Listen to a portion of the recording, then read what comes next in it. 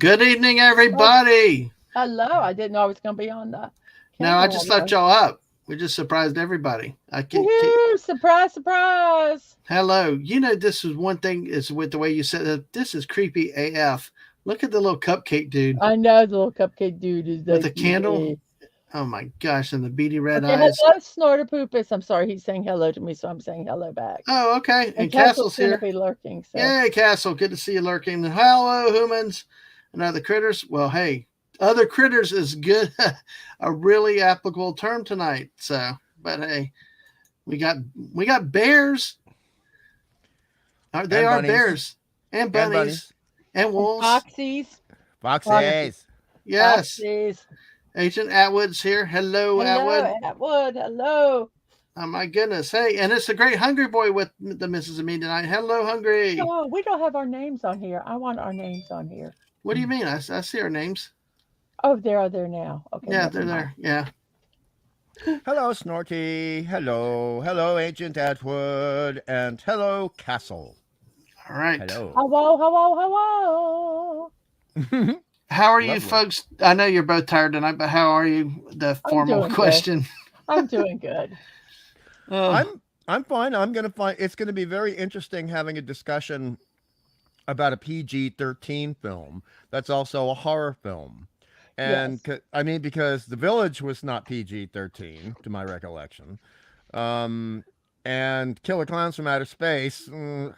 I mean, was it? God, no, I can't even I remember. don't think Anyway, they. we'll I don't see. know that the rating. Well, maybe the rating Yeah, the did rating exist back was then. around. Yes, it did. But Yeah, but hey, it's all good. We're going to see how this. One thing we're going to say tonight, folks, is there will be spoilers, um, Mm, because we can't help it. Except it's not Marvel. So, here, wait a second. I just was fixing it. oh, you were fixing it. Okay, Yes, because you can. I was There. going to fix it, but yeah, there you go. Damn, you're fast. I do it That's all the time. This is when I do some of my build streams. I put the little crawl underneath that says what I'm building. So I'm like, I'm here ready, 15 minutes before the show at the least. Usually I'm here 30 minutes puttering around and doing stuff. And I get everything set up and I get everything tweeted out and I get everything going. And 30 seconds before the show, I look and I realize I didn't change what I was building. So I'm oh like, man. so I do it really fast before the show starts. So I always have something that, like, at the last minute, I'm having to do. So Yeah. I'm good. That being said, I'm good at typing really fast the banners. Well, I know other people. Yeah, at least you're not clacking away so loud. I've heard I people that are I so loud. clack. It's I do clack you did though. clack. All Yes. right. Well, I'm going to retweet it out. But hey, folks, like I said, there will be spoilers tonight. We're going to have fun with this one. We got the great Hungry Boy, and we got the Missus here. Two people that I cannot stream without movies. This is the first movie that we've done since The Village, isn't it? Ah, I yes. believe so. Well, did we? No, wait a second. Did we do Police Story after The Village? Yeah, you and I did, but with the Yeah. Missus, I think that's the Oh, only other right. one with the three of Yes. us. Yeah. Yeah. So. So this is the second installment of the Three Musketeers, indeed. Yes. All for one and one for all. Whew. And we just got done watching the movie. I want you to know, we got the Peacock streaming service just to Mm. watch this movie. Yeah. Oh, that's good. So Oh, I'm looking at the thing. I'm going, oh, there might be some other stuff here I might like to watch. So mm. for Dad the one man's month that we'll keep it, and Dad man's like, I'll watch it please other no. stuff. We got $12 a month. But hey, Uh, I'm just kidding. You never know. I'll probably be the one that will find every any excuse to keep it. yeah. So, Yes. but hey, all right. And thank you for the tweet out there, Castle. I saw that out there. Thank you for Well, retweeting it thank as you're you. lurking. And if anybody else does, thank you for retweeting this and everything else. Now, you may not know Five Nights at Freddy's. I know it on the periphery, but it's based on a video game, correct? Yes. Yes. Yeah. A series of Um, video games, apparently. Yes. Yes. I Mrs., do you ac- know? I Go ahead. actually um have been watching them with Atwood and watching someone play through the games. And let me Mm. tell you, the games are intense. The main concept of the game is you don't want the animatronics to get into the security room. That's Mm, it. Simple premise, right? But you got to watch the security cameras, and there's some other tasks you have to do. Sometimes it's like winding up a music box, or putting mm. on a mask when they come in. Oh, just all these different things. And to watch this one streamer literally sweat on his face from the Yeah. stress of playing the game. And I'm watching it and I'm not even playing it. And I'm like, really getting involved. So it's a really an intense game. And from Mm. what I understand is the game is kind of in line with the movie. Mm. Well, you could say the movie's in line with the game. Yes. They Uh, created the games and then yes, actually probably that's more. But they actually the subtext of the games is actually goes into the movies. yeah, So, I got that impression. I hadn't. I wanted to watch the film and talk about it and just do it from the point of view of someone who doesn't game, which I right. thought would be more interesting Mhm. for the sake of the discussion. Oh yeah. Um, but the I when I was looking through some background on the film, I saw some people saying, "Oh, and this part clearly looks very much like part four, but the film was already in development and in the screenwriting process by the time before part four was being created." And I'm thinking, wow, four parts. So this thing has been incredibly successful. Mm-hmm. And they've hired a woman who is still climbing, but she's got some interesting credits as a director beforehand. She's no slouch, and I think she So did a what wonderful did she job here. direct beforehand? Oh It's God! Now you asked me Emma. that. I didn't put it in my Emma notes. Tammy. Emma Yeah. Tammy was the director of Yes. this film. Mm. She's known for The Wind, Into the Mm. Dark, The Left Right Game. Credits as director, she's got 7, according to Mm. IMDb. Weathering, J Myself, Bloodline, Lesser Falling, Election Day, Lens Across America, Fair Chase, A Snake Gives Birth to a Snake. Mm. So, So I mean, she's got experience. She's not an old hand, but this Right. is this is like the level of directing the point in your career where you can really make a very good horror film because you still got all the passion, but you've acquired some of the skill, but you're not old enough to be pissed off about everything yet. yeah. Well, let's. I'm going to hit a couple of comments of Atwood. Then I want Mm. to ask you something though, because I guess on the 12th of December there's going to be an hour's worth of deleted and alternate scenes, making it a rated R movie. Oh, Uh, really? exactly. Looks like Well, so. I can see that. And I and can rumor see that. rumor is you can choose the rated R version to watch. So they'll have the PG-13 and the rated It R. mentions that they're simple but effective games from the gaming standpoint, and it's a Hmm. movie for Mm. the fans. Thank you Yeah. for that, Agent Atwood. Thank you No. very Yes. much. I would have had no idea. Thank you, I because I can do want to rewatch this in the rated R version now. I can Definitely. see the spots where it could effectively the any cut scenes put in could be Mm. up the rating. I could see it real Mm. easy. Well, it's really odd that Agent Atwood is saying this because if you look at his last comment, Dad Man, because I'm mainly an old school horror film dude, like from Hmm. 1931 with a couple of silent film movies, going all the way up into the 70s. But my sweet spot is between 1959 and around 1985. That's my sweet spot. Okay. And this has so many we'll be talking about it later, but there are so many elements of classic horror Yes. filmmaking that are Hmm. in this film. It reminds me, and I'll just say it out loud now, and I'll be bringing it up later. It reminds me very much of, say, a 1965 to 1967 Hammer horror film. Hmm. What is a Hammer horror film? Oh, Hammer Studios. Oh, So okay. so they originally did comedies and musicals. Then they branched out into some adventures, and then at one point they had a chance of doing the televised live Yeah. live version of Quatermass, Mhm. created for television. This is before Doctor Who Yeah. existed. science fiction horror show, and it got such high ratings. They Mhm. said, "Okay, we're doing horror and sci-fi now. That's Yeah. what we're doing." Mhm. Let me put one warning out here. Atwood, you have got to be very careful how you describe certain things before I'll pull it up onto the screen. We are talking we're talking spoilers tonight for the movie that we've seen.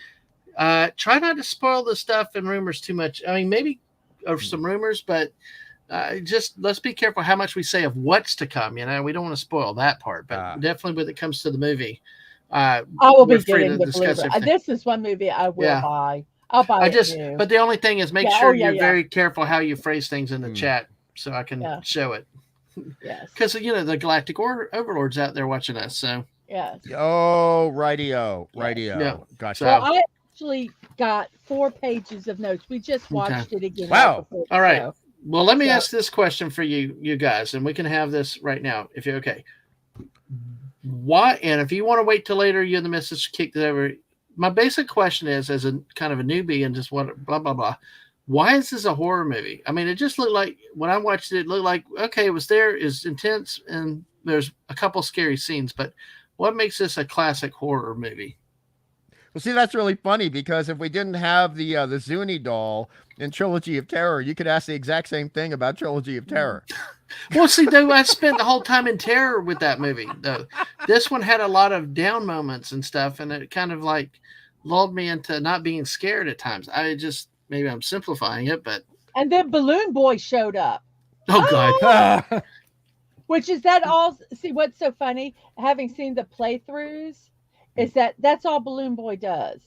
Really, literally, he just pops up in places and you get scared. He's there purposely for jump scares. So the fact that he was in 3 times in the movie as jump scares was it was such an homage to the game. So, yeah. okay. I'm sorry. Yeah, go ahead. Keep talking. No, y'all keep talking. Oh, well, we can talk about the horror part of it because yeah. I just think anything that's kind of scary and is, involves killing things and stuff, but not necessarily in a gruesome way. Not like in a slasher movie.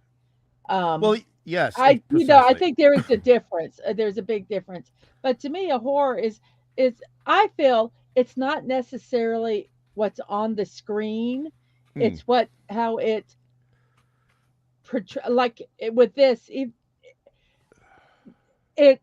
you were scared, and you were there were moments where there was tenseness and everything. Yes. But it wasn't graphic. Does that make sense?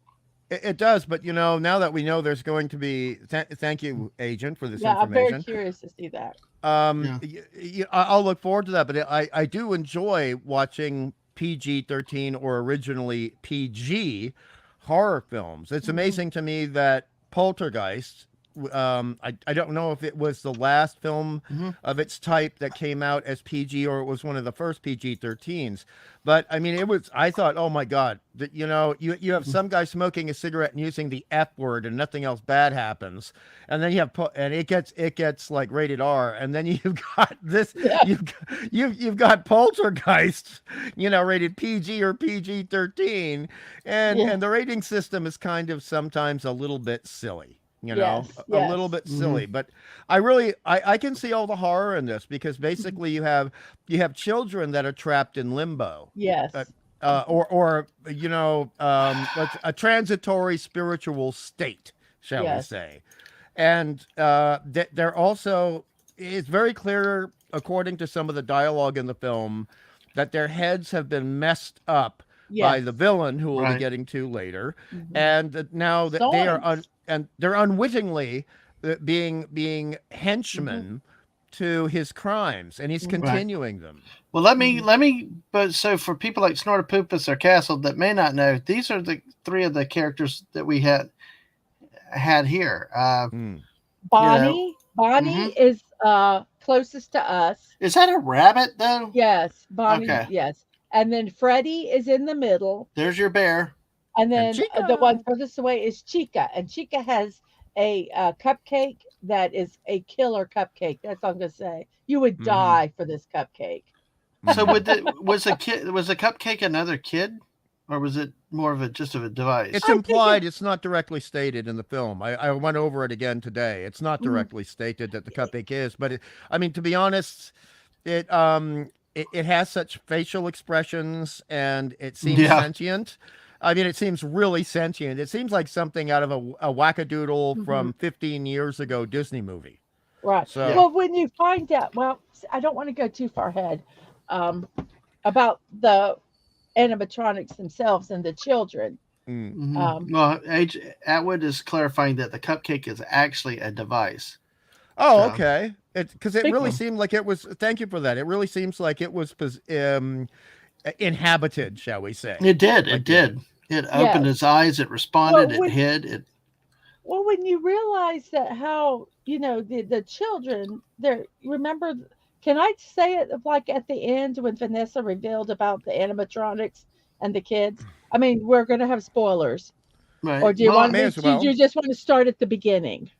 we can start at the beginning and move through. Okay, okay, then I will wait because I can't if I can't say what I'm going to say Mm. without, yeah, a big major spoiler.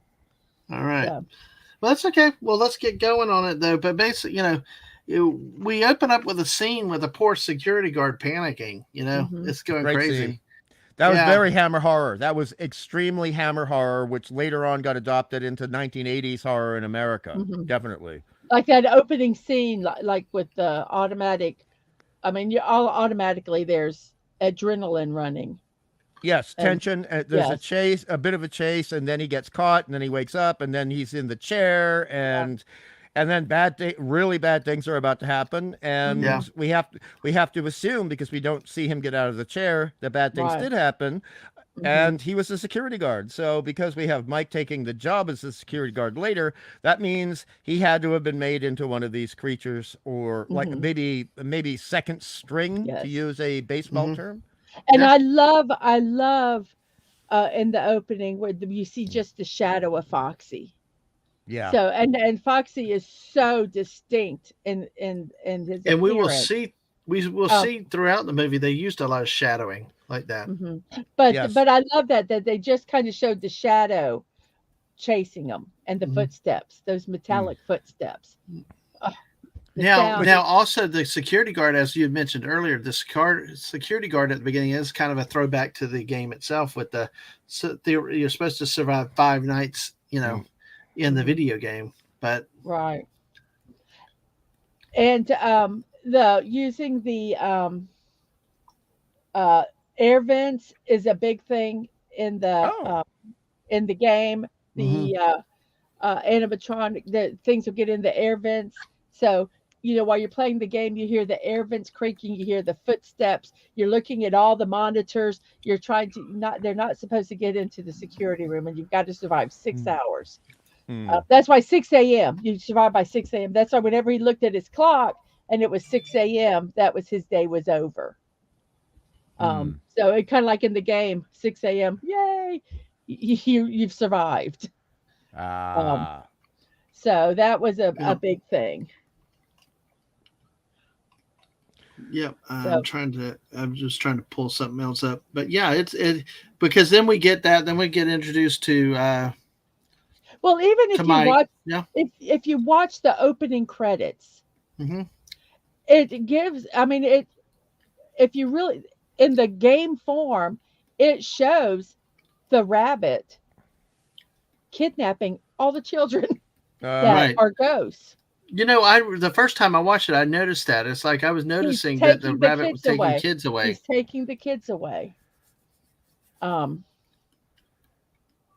and yeah, at that time, I did a major spoiler there, but you don't know that's a big foreshadowing when you because you see him. They show him putting on the costume and then going out and taking certain kids away. oh, Just really? in the opening credits. Yeah. Um, mhm. With the whole video game thing. Mm, Yeah. Yeah, you could see the animated video game, and then the kids. I mean, there'd be a big crowd of kids, and they're cheering, and their balloons, and then the yellow rabbit would take off a kid here or there. Well, this actually brings up an issue between this film and the games that I've barely seen like 10, 15 seconds of. And my apologies to that Agent Edward. I'm not a gamer.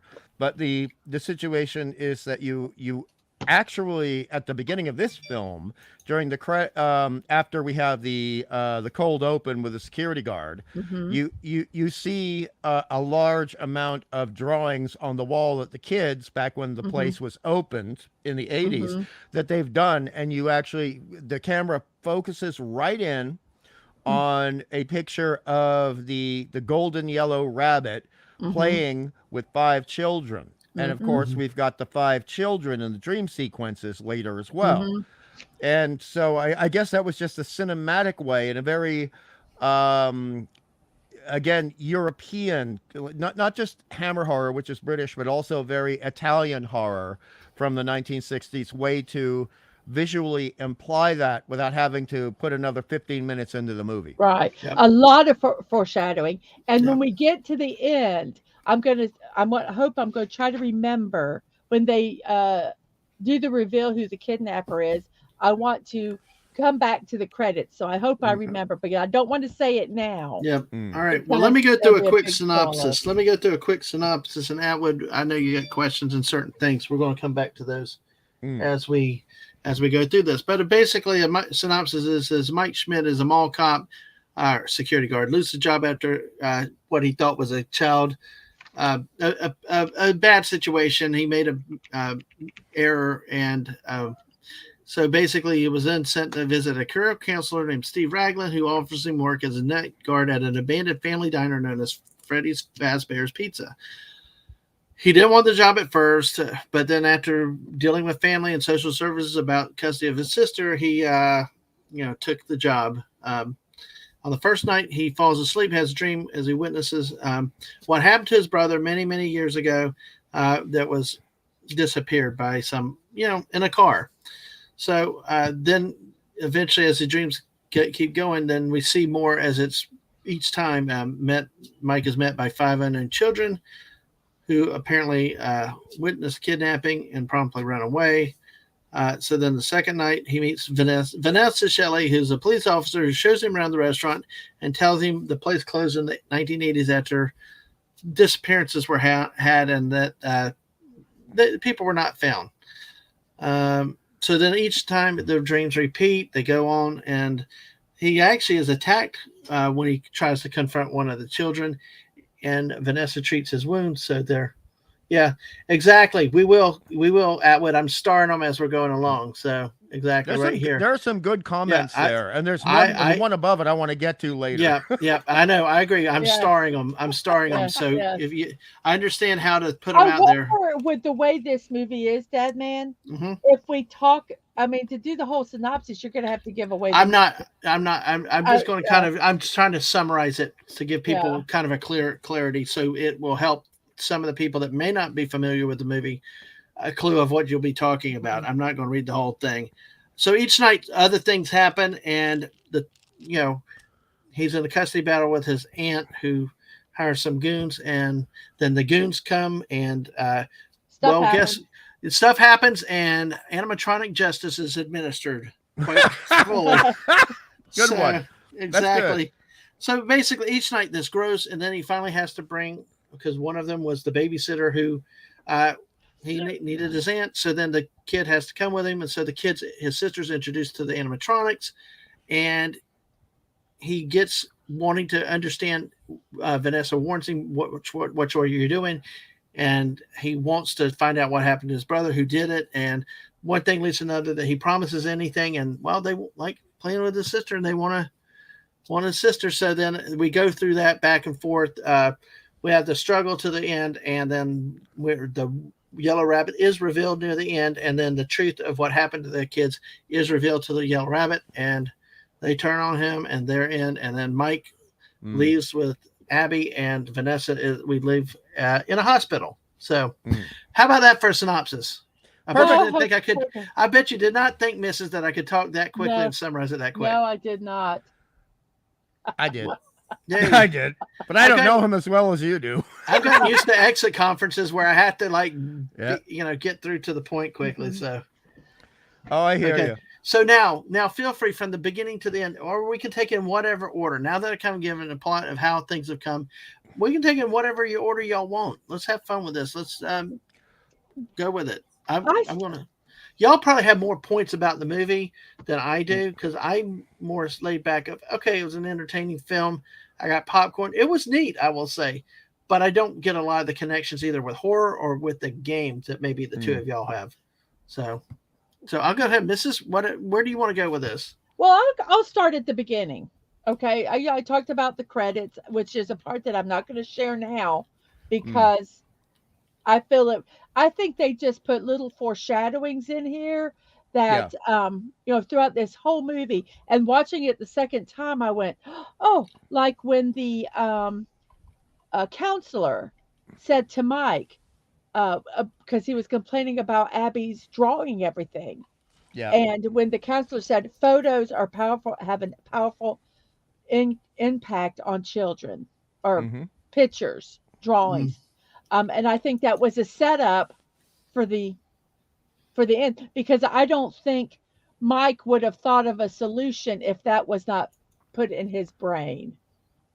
Right, and that also shows up a little past halfway through the film. It's not halfway. Mhm, It's not one 2/3. It's about mhm, you know halfway between the second act and the third act, and it improved the film for me. mhm. Although I swear they kept saying I couldn't tell if this was just flying by the seat of your pants Italian horror filmmaking or if this was intentional. But it seems that Mike had a couple of, shall we say, neurological issues the same way Abby did. Well, they were brother and sister, so Mm, I could see that. Well, I mean, just the guilt he had because he was responsible for his brother and his brother getting kidnapped. yes. Will just totally screw you up big time. But the fact that he could not let go of that, you Yeah. know, and to the point truly of neglecting Abby, even though he loved her Yeah. tremendously. The neglect was tremendous there. I mean, he was not fit really Mm. to be her guardian because he wasn't even capable of really taking care of himself. mhm. you Well, know, I mean, to be you know? honest, he seemed a little bit like very very upper spectrum Asperger's Mhm, to me, and she seemed Asperger's to me, and then mhm, the aunt was not, right. and she was taking advantage of that, and so yeah, I mean he has his disadvantages as a parent, but she sure as heck would have disadvantages raising a Oh, young person as Mhm. well, oh, you I know. think the aunt would have been a horrific. Would have Mhm. been horrific. I gotta say, I only had to say one thing to Atwood out here about Mm. basically Mike Schmidt.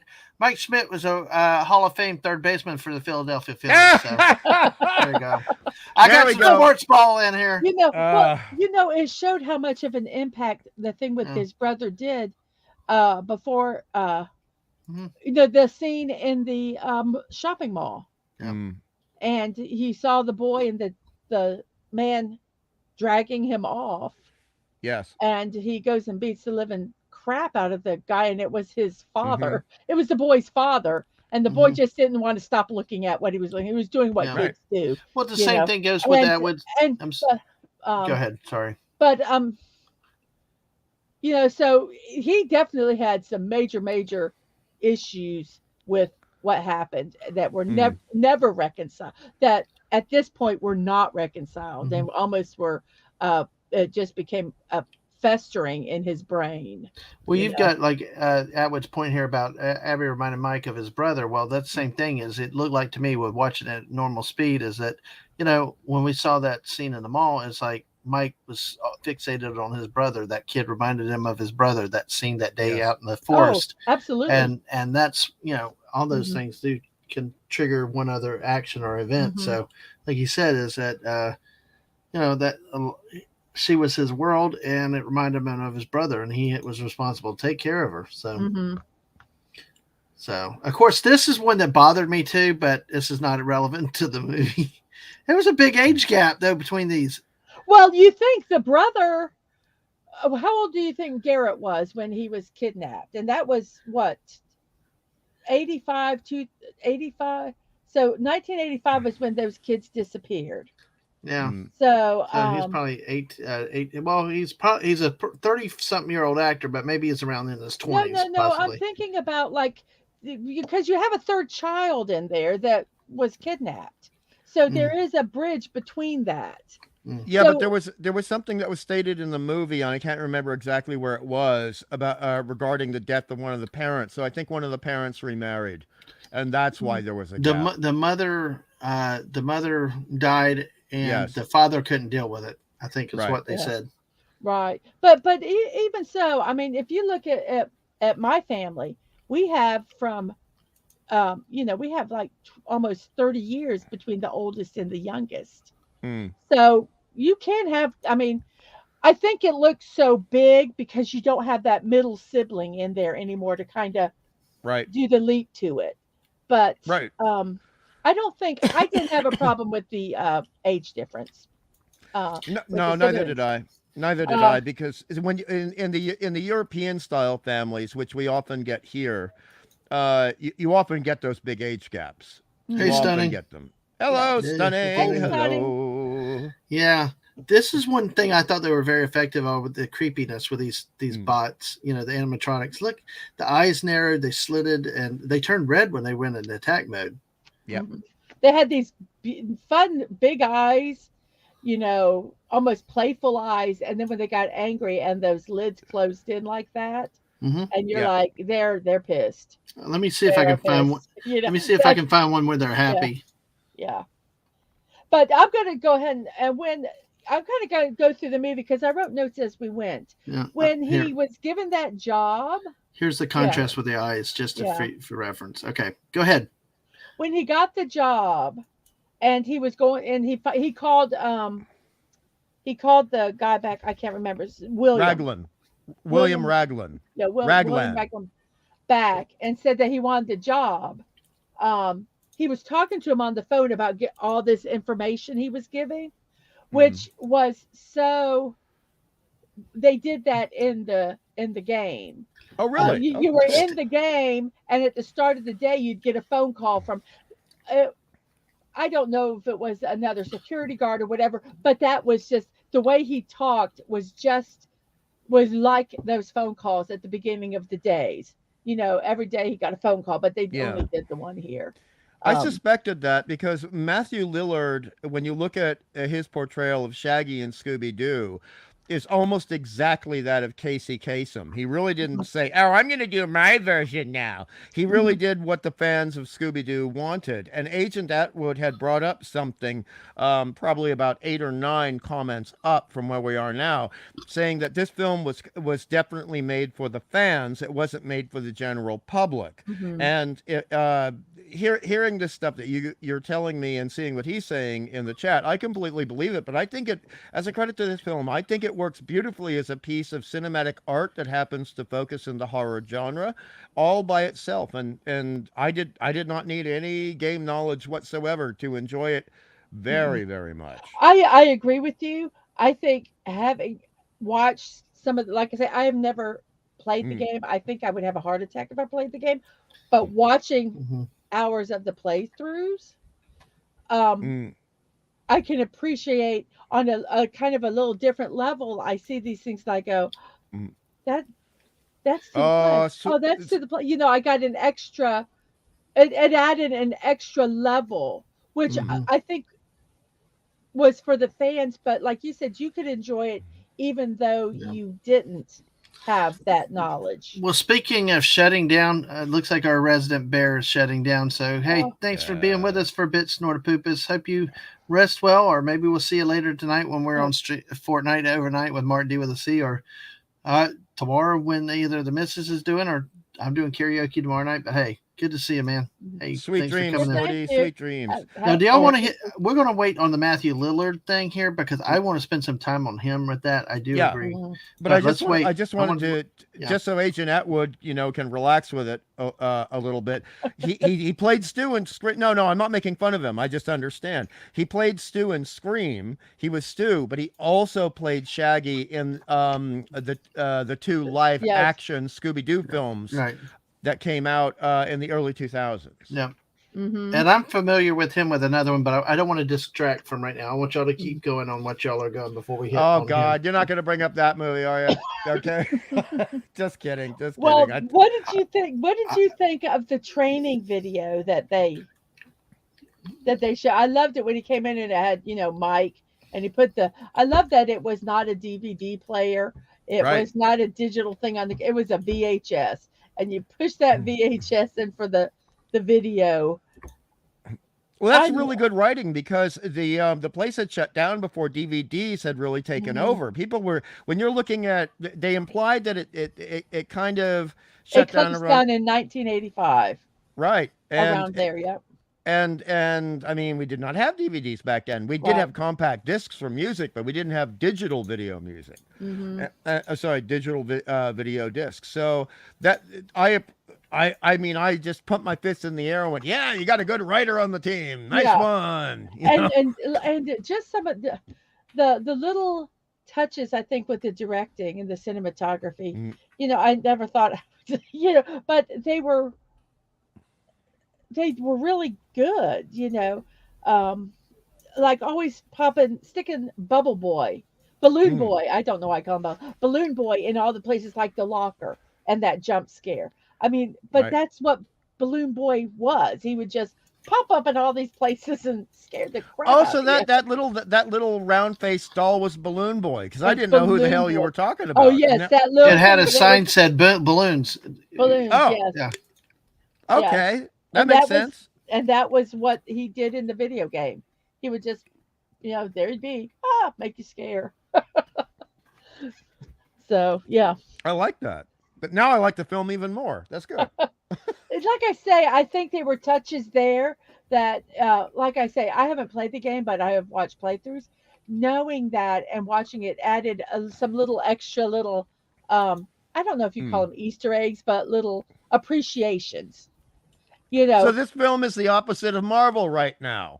It's actually paying attention to what the fans it's like want. Sonic. It's like Sonic. The whole debate on Sonic a few years ago was that they were about to release a crappy movie with an ugly ass looking Sonic, but the fans, it leaked out and the fans did a riot. But the studios went back and redesigned Sonic to something better and more palatable to the fans. And look what happened. Their talk is that they're going to have a third movie. So, it's another case of give the fans what they want. It's a respect for the fandom is what it is. They respect the Five Nights of Freddy fandom, that they're not going to do this, disrespect to the game. I think it had 5 or 6 releases, 5 to 6 parts of it. It's quite a few. It's still as popular as ever. You can buy merch at GameStop and all over the place. Which I think it's hilarious that they market the stuff to the kids because it's a scary game. But that's neither here nor there. Yeah. But yeah, okay. So what other comments do you have with this, Mrs.? Oh well, like I say, with some of the I hate use the word fan service, but I'm going to use fan service. The things like they did, like they showed the clock at 3:00, and then when he had the dream and he woke up, he looked at his watch, it was 6:00. Those things are important because in the game, I think you go in at midnight to work, and you have to survive till 6 a.m. And sometimes, like at 5:58, you're going, "Oh, please don't die! Please don't die! Please, And when it turns to 6:00, you're like, "I made it! Hooray! I made it!" So that was a little nod to the game. And another thing that you mentioned earlier was the air vent too. The air vent. Yes, the air vent. That was a nod to the game. Yes. They had here's a question. Climb through the air vents. Well, here's a question because this is actually written in my notes. When he falls asleep Mhm. and the powers that be, shall we say, are getting ready to wake him up, wake Mike Mhm. up, Mike Schmidt. Then you have the Mike Schmidt. Oh, hey, Mike. Hey, Mike. Third baseman for the Philadelphia Phillies. Sorry. Oh dear. So, there's the you have first the crackling static on the public address system, the PA Mhm. system, and then there's a little bit of music or a little bit of children's voices. Are those in the game as well? No, I don't know. Well, see, the first night, yeah, he does meet the kids in the dream. I don't, I don't think they are. Hmm. Atwood, do you know? He probably wouldn't know. I don't know. I think that this, like I said, it kind of took the, um, where the probably where the last game is and took it to the next step, to the Hmm. movie. I'm believing the kids who are referenced in the game, Yep. Hmm. but I don't know. But they didn't have, the security guard doesn't dream in the game, or anything like He that. said the most basic game ever, probably 300,000 people with the same damn name. Yes. But see, they were not his center focus, is what he's saying. Right. Yeah, They're part of the mythos, part of the yeah, lore, but it's part of not. the lore of the game. Right. So Okay. they expanded it because uh, they don't have this whole thing about going into a dream world and all Hmm. that kind of stuff. You're basically there trying to the animatronics not to kill you. Well, I mean, it's a really hard thing to do, and this is why so many comic book films these days fail. Is that if somebody doesn't know the original material and care about it just a little bit, Mhm, there's this really fine line between doing too little of what the original material would do and doing mhm, too much of what the original material did, because you can't basically hedge your bets on everyone having played these games and knowing them, right? So mhm. for me, I can only guess that, knowing nothing about the games whatsoever, having heard about them and having them be mentioned to me by friends, and I have to remind them I don't play video games. My thumbs Right, don't work. I don't play right, video games. right. That the situation is that I thought the film was uh, in I have to say magical. I think it was Mhm, for a horror film made today, and there are some good ones, but there's so many horrible ones.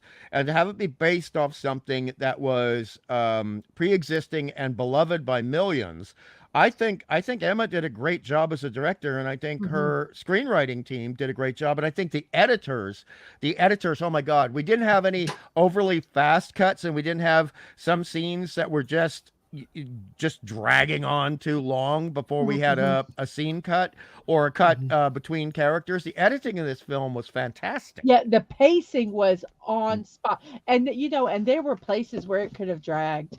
Oh yeah. With him, with the interactions with him and Abby at their house, or Mm. at the school. I mean, they could have really, those could have really dragged, but they took Yes. and stuff that they could have, like you said, they they didn't. You've said in other things where instead of saying blah blah blah blah blah blah blah blah blah, explaining it out right there, Mm-hmm. they they would kind of give you a little bit of, like, at the opening scene with the counselor, basically saying, she'll be okay. Mm. Pictures are that, and then they kind of left it. They didn't go into the, all the stuff going on, and they kind of let it slowly reveal through Mm. the whole movie. So the pacing was spot on. They didn't cram Mm. everything in one spot. Say, "Oh, we have to know everything about Abby at the very beginning." Mm. We didn't. So they Which allows revealed us, stuff. yes, which allows us to become interested in Abby and be comfortable Mhm. in learning at an acceptable pace. Yes. Just like we're learning about Mike. I mean, Mhm. Mike seemed like, whoa, first off, he's agitated, he's a little grumpy. Okay, he gets to work and he's bashing the crap out of this guy in a fountain, and it's like, whoa, Mike, what happened? What happened? Mhm. Yeah. And then it becomes very clear. And then we have the situation with him having the meeting with Raglan, who we learn Mhm. later is Afton as well. He's using two different names in the film. Mhm. And we're thinking, okay, is this guy just a little weird because he's in a middle management job? Is this like something from The Office? Or, Mhm. or, or is this, because it's a horror film, are we expecting to remember these scenes later and have them be incorporated into our understanding of Hmm. further scenes down the road, Right. which thank God Emma managed to do. She Right, managed to because pull I that can't off. really say a lot. You can't really say a lot about some of the characters because if you got to kind of wait to the end and then go back and go, well, in this scene, the reason you now see why he acted the way he did here or why Mm, she acted the way that they acted there. You can, yes. but if you say it now, you pretty much, give away the ending, Mm, which but I look back and I go, "Oh, okay," or to this scene. Oh, okay. I This get why they did that. this is a little bit, I think, in the intro that Mrs. was talking about, the animated yes. thing. That if you go back and watch it again, this is one of the things that if you go and look and you see how the yellow rabbit comes out, and then they take people off, that type of He thing. So comes out yeah, and he's not in costume. He yeah. comes out as a human, and Mm, you see him donning the bunny costume, the yellow bunny costume in the video game, and then him going and taking a child's hand and them disappearing multiple times in that opening scene. It's chilling. It's chilling for an opening scene Yeah. and mm, for a It for pixelated video game. it really foretold a lot of what was coming. That I mean, Hmm. it's really one of those things that you probably at the beginning watching it Yes, through the first time you could not appreciate it and they unless you caught it again or watched it again. Yeah. and they have a lot of mini games in the game that are those very pixelated characters. So that was yes. an homage to the mini games that were in the video game. Mm, Mm-hmm. well done. So, Exactly. So mhm. absolutely. Well, we got 8 people with us tonight. Thank you, Oh, everybody good. that's here. And Like I I'm would. Hopefully, almost other done with people have my. seen the movie. But hey, if you're here lurking, thank you for lurking. If you're going to sleep, as Snorta did, hey, thank you for coming in. Smash that like button. Follow us on the Twitch side, Mhm. and thank you for Mrs. and Hungry. Hungry really wanted to talk about this movie tonight, and I can't wait to see what he Yeah. has to say. But what do we want to go with next at this point? Well, then right after that dream, Hmm. we're introduced to the aunt and Oh Doug, boy, the yeah. lawyer, and then we Oh my find gosh. out something that really made me sad, Mm, mm. that the Go ahead, Mrs. babysitter was in cahoots I with the know. aunt. I That made know. me sad. And the brother was an asswipe. Her Yes, he brother, was. her Yes. brother. Her name was Max. I can't remember his name. Um, but her brother was an asswipe. Did you get the Yeah. Here we impression go. that she was dragged into it by the brother? Because when they had that scene at the Denny's or the cafe or whatever it was, the I want to diner, talk. Yeah, Yeah. right there. Yeah. Oh, yeah, sorry. No, that's at their That's house. Max. That's at That's their Max. yeah. At the house. That's house. at their house, but that's Max. The it really seemed like, okay, we've done a little bit for you. It's not working out. I want to Yeah. get out of here. I don't want to do this anymore. And the brother's just pushing it. He's Yeah. pushing it. And the aunt is being a complete, well, bleep, bleep, bleep. Yes. Yes. And I was feeling sorry for her there. And I thought, oh my God, this film is going so well right now. I have this bad feeling that Emma Tammy is going to defy all gender expectations and she's going to go for the throat, and Max is not going to make it through the rest of this movie. Yeah. Well, I will tell you, I actually picked up on what she was saying in the house, having been the spy in this, that, and the other. Yeah. Her little hint to Mike Schmidt was maybe the inference about maybe someone would buy her a ring, Yeah. meaning I think she really liked Mike Yes. Yeah. Yes. I beyond thought the just same being a thing. babysitter. So But Hmm. again, they were already showing signs of Mike being slightly aspergy, if you know Hmm. what I mean, and Hmm. and he was not picking up on that. He was so Right. focused on his own stuff all the time, which did luckily include Abby. But oh, dude, there was just she would have to walk up to him and say, "Would you please date me so you could consider marrying me?" For the Right. thought to ever enter his His head. mind. Right. Yes. He was so somewhere else. Oh, and something that Atwood said about the Mm. what they did in this movie is that they incorporated some YouTubers, uh, gamers into the movie, that they All actually right. stream Five Nights at Freddy, Excellent And point. this person, Matt Pat, aka a Game Theory, was one of those creators, and he played the waiter at the diner, Mm. the one who was being paid by the word, according to the ant. And I could not find a picture of him though. So Um, The uh, interesting thing about that, though, is the aunt, the woman Mary Stuart Masterson who plays the aunt. She generally plays very nice I characters, know and she was a total bitch. yeah, Whoa, she. sorry, yeah, I said the word. She yeah. was. She was not likable at all, and she Oh started yeah, there off you go. being hateful. She There you go. started off being hateful. Right here, What? Matthew Patrick, Sparky's Diner waiter. There you Mm. go. Mhm. So And there actually, I think, wasn't another gamer supposed to play Mike, but he had Oh, I wouldn't another. know.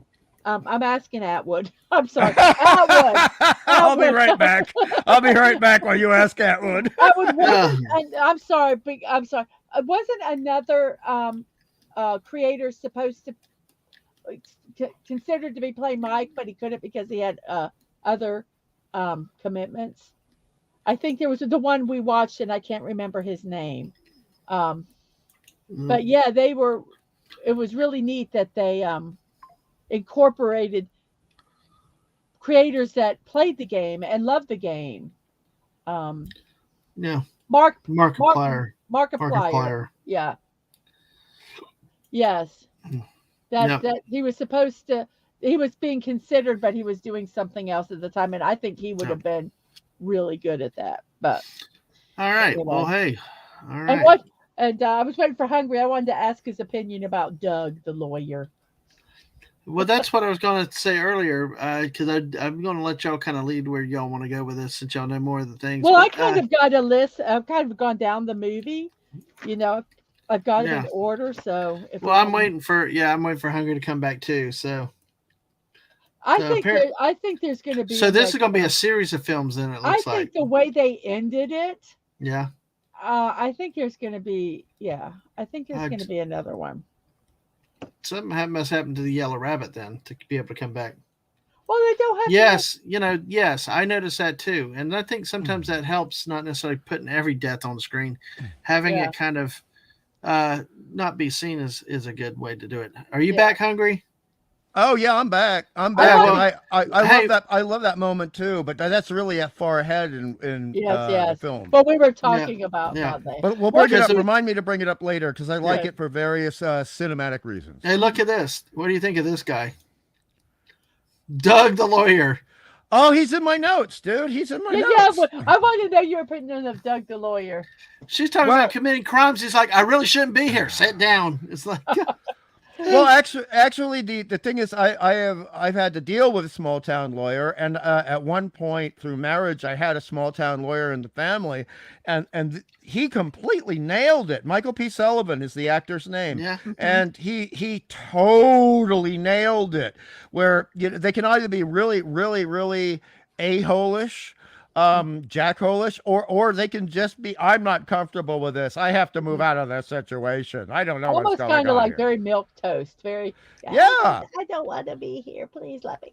but Yes. I don't believe that you need to have moments of humor to punctuate a a rise and fall in mood in a Hmm. film. A lot of people think that you need to have that in a horror film. I don't believe in that. In a romance, you don't need that. That's Hmm. what you have rom-coms for. But here, I thought it really worked, and I thought the tiny little bits of humor assisted the film without dragging the actual tension and threat of the film down. Hmm. Right. Right. right. I really liked him. I liked him because he didn't play it for humor. He Mm, truly played it like I am not comfortable here. I don't think I need to be hearing about you uh, conniving to do this. I think but yeah. it came off just bouncing off those others that it gave. I hate to say levity, but it gave a little a little breather. You know. For as hardcore and evil as Masterson was on Mm, that ant character, he was the complete opposite. It, like the two mm. balanced each other out to Hmm. the two extremes of two types of characters. Well, She was so that does heavy-handed, often but he happen. kind of laughed. She was so heavy-handed, but then he just stood out because it's like, dear God, where am I at? What am I doing? That's a good Or point. That's a or good help point. But me? Yeah. she wasn't that heavy-handed though, compared to the Raglan character, who was very, Mm, very heavy-handed. exactly. But Yes, the yes, yes. so Good it's evening, like, your Muslim uncle. hello, you Muslim uncle, Hello, great to see hello. you. But it's like this film is very much, and I don't say this about a lot of films, although it sounds like I do, because other people, they bring up films that I really like. A really good film in this particular sort of sub genre is going to be not only in the visual but in the writing, like a painting where you've got a really bold red, and then you've got a gentle mixed with some white, half pastel purple, and then you've got a really light blue, and you're using them in different ways to complement each other, to bring out the essence of what each of those portions need to do in the painting. And that's what's happening here. He's bringing out the lighter moments, Mm-hmm. right? And then you've got Mary Stuart Masterson, who's bringing out these middle moments that are still negative and makes us very uncomfortable. And we're thinking, my God, I wouldn't want to know what would happen to children under her charge in her Yes. house, right? Because you can imagine the bad things that would happen. But then you have Raglan, who's like, oh, dude, you've been Mm-hmm. making Cybermen out of children. Right. Yeah. Look at him. Exactly. Exactly. Well, can we use this chance to then, since you talked about Raglan, we mentioned the character. Can we talk about Matthew Lillard here then? Good idea. Okay, because this. I'm like I said tonight. I'm kind of facilitating you guys. You guys have much more knowledge on this stuff than I do, but I'm still stuck in this is Shaggy. This is harmful little screwy Shaggy. He's like wet paper towel blow him down the road if something happens, Zoink, Yeah, I know. Scoob, and then and just stuff like that. Or the goofball guy in 13 Ghosts, which is a movie I kind of liked, but That's another movie for another time. That's yeah, another movie for another he time. played this smart aleck character who was Yeah. kind of a fraud, but then he was not really a fraud apparently because he Mm. found the right house. He wasn't Yeah. a fraud, but he was always this immature, like smart ass or goofy guy.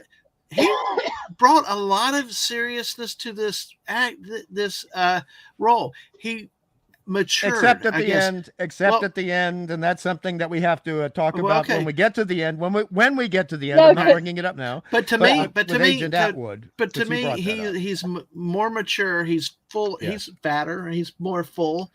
He's older, and he pulled off a role that I was surprised he played in this role. I mean, I always visualize him as what I used to see him in those little comical type of roles.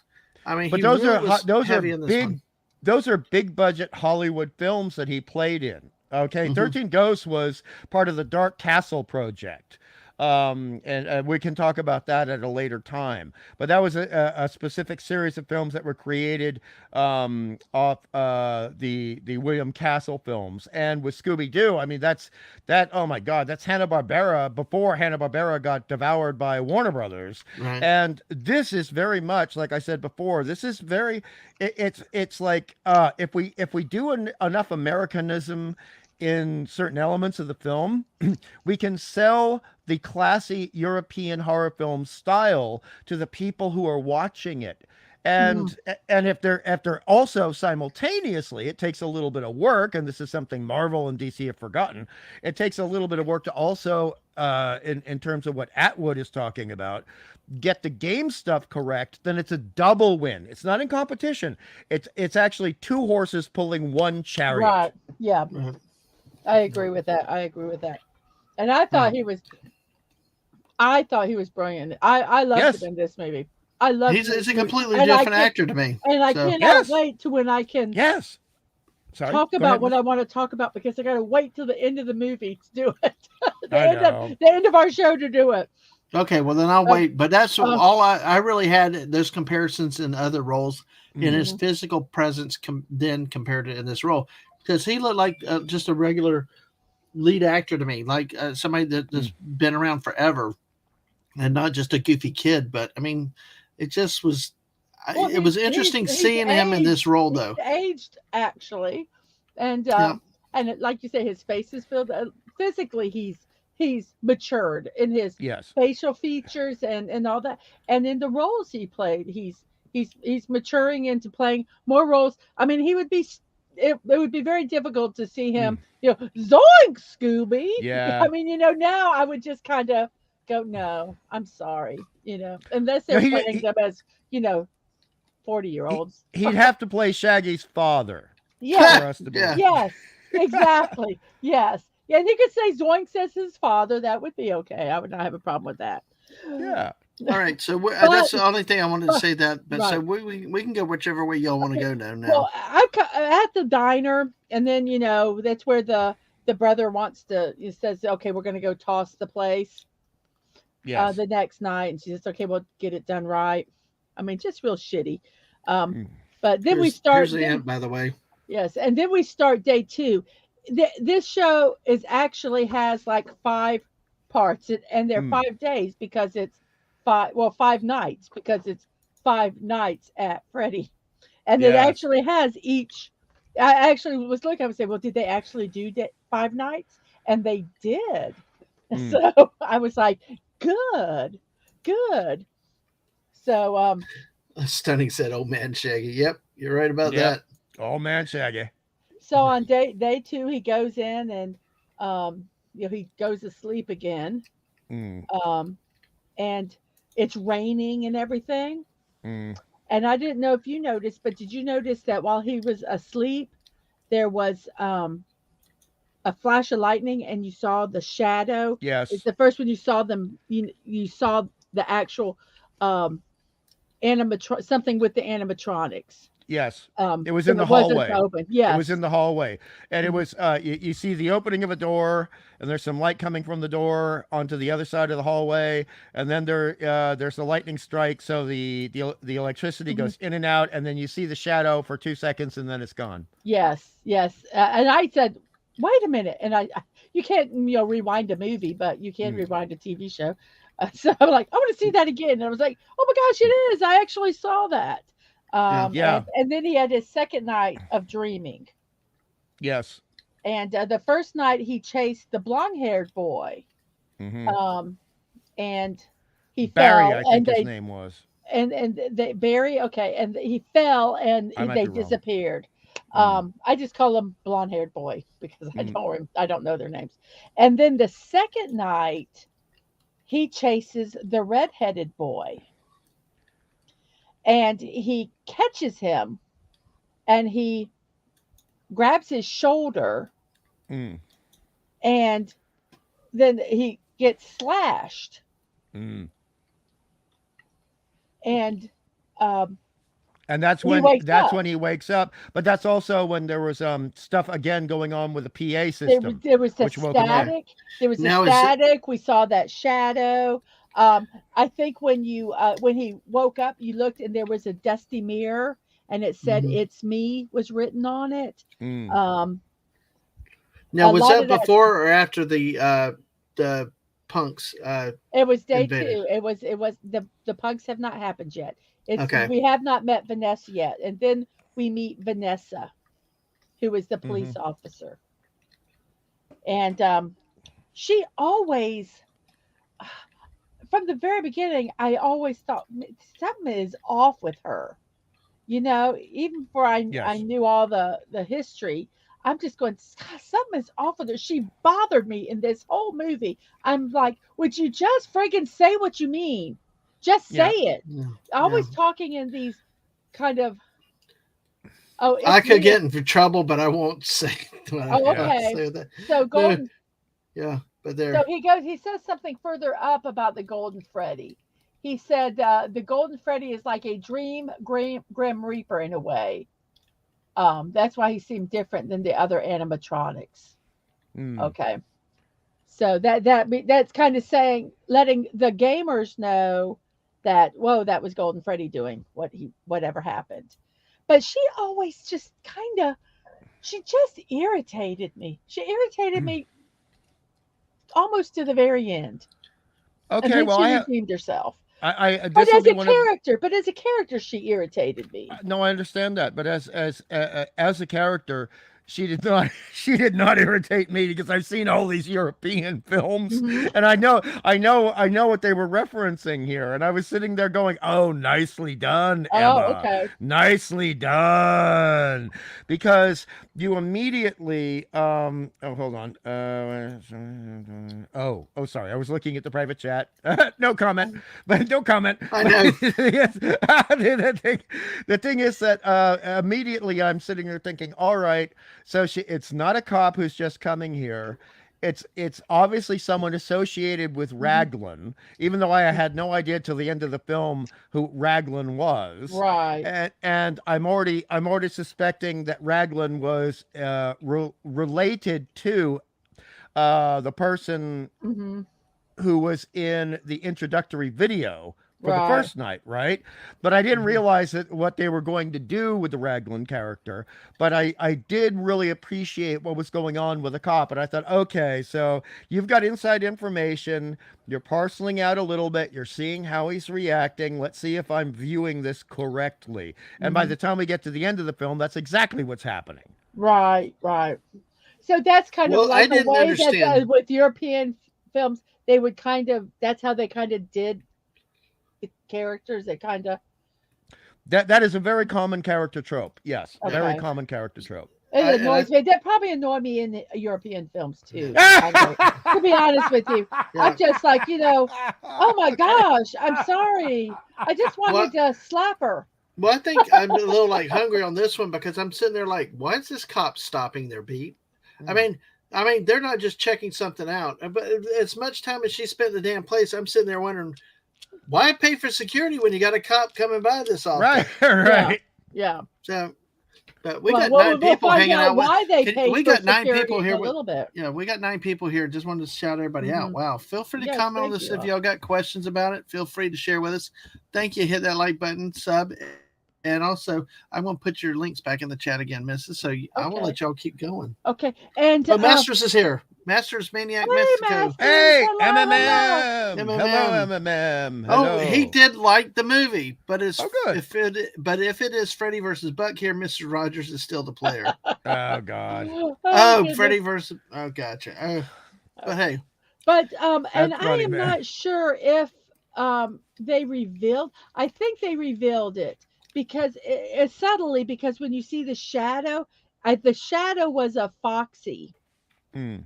in the Yes. hallway, and then he gets his arm cut by the redheaded boy Mm. in the dream, and Yes. he really gets his arm cut.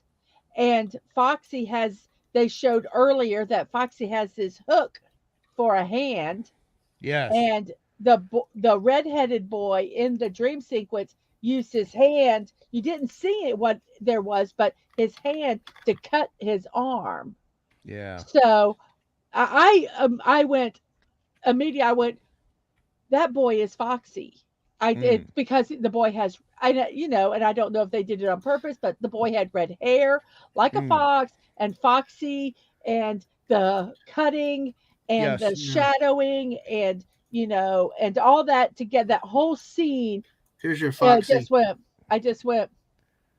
That's Yes. Foxy. And So Now, I wasn't in. I didn't get all the ghost stuff and everything yet, which it's going to be revealed and soon. this is before the thugs have attacked, right? Yes, the thugs have Okay. not attacked yet. All right, So, cool. but I just went that either at that point I thought, well, either the character is manifesting as a human in his dream, mm. um, or it has something to do with ghosts, Yeah. you know, at that point. But yeah, I definitely thought that Foxy and the Red Boy were Here's a the better same. view. Here's a better view of Foxy here also. So that's kind of a lot what we got. Well, I Uh, agree with you. I have to say that I wasn't because I've seen a lot of Italian horror films, which again are not to be confused with giallo, which are what Americans would refer to as slasher films, but they're generally a lot less. I hate to say this, a lot less. If you yeah, know what I mean, yeah, compare they involve a whole bunch of more cerebral elements to the film than a general slasher film, but there's nothing supernatural in a giallo, whereas in an Right. Italian horror film there will be something supernatural or science fiction involved in Right. creating the horror. And in this one, I was thinking, okay, I don't know if the little redheaded boy is Foxy, but I am kind of thinking I won't be surprised if they say he is by the end of the Right. film. Right. Yes. Just to agree with you, mostly. Oh wait, Mostly. Atwood has a few fun facts here that can I go ahead and put them up? Yeah, if you It want to, says go ahead. the first one was that Vanessa doesn't appear until the 10th game in the franchise. So wow, and that It's Me references the Golden Freddy in the games. Right. So Right. yeah. Yeah, I got another comment of start of his. Well, we might Yeah. as well Well, talk about it those right were here. actually what Well, we were. let's hold off on this comment till we get a little bit further with the action, because I did put it in private chat, because I actually found some pictures for that one part of the movie. So, but I'm Mhm. going to let y'all keep going now. So I guess pretty much after that, he has all the conversation with Vanessa that just kind of irritated me a little. Vanessa just irritated me It was a because little. It because was a little. I just don't like people like I It was just a don't little like people. reminiscent of Padme and Anakin on It was a Naboo. little reminiscent of sometimes when you talk to me, Dad, man. It's like get Yeah. to the point. What? But Ah, they did that. But it did bring the story along. They did share stuff. She did talk about things, so we learned things that through that the conversation she had with them, and I think the pacing was really good. Um, Yes. so I have to disagree and with you just really quickly here because see, there's a thing again. There's so much of this is so Euro horror. All yeah. right, so Well, that Euro horror will probably annoy the hell out of me then, honey. don't say that, Mrs. Please. I have so many films to share with you. Oh God! Oh, goodness. The thing is, there was a phrase that was said in the '60s. I can't remember the name of the studio where they said the unfolding lyricism of information. Mhm. And I thought that was what they were kind of going for with Yeah. Vanessa, where little bits are being dropped and little like Yeah. she's dropping these little breadcrumbs like in Hansel and Gretel. Right. Mhm. She's leading a trail because she wants to get out from underneath what we're going to learn by the time we finally get to the end of this dang conversation is going on in her life with this place, this horrible place, this nightmarish version of Chuck E. Cheese. Right. Yes. Well, I have a yeah. Chuck E. Cheese story. Chuck E. Cheese actually terrified one of my nephews. And it was his birthday, and he wanted to just give him a hug, and the kid was running, screaming. This huge rat was going after him. So, yeah, he probably wouldn't No, like this movie. I have one of those stories too. Should I wait till my 500th episode to tell that one, Mrs.? You remember about the day I was waiting on you guys? Oh, yes, yes, I'll wait yes, till the 500th yes, episode for yes. that one. Tuesday night at 8 o'clock, folks. Join us for that.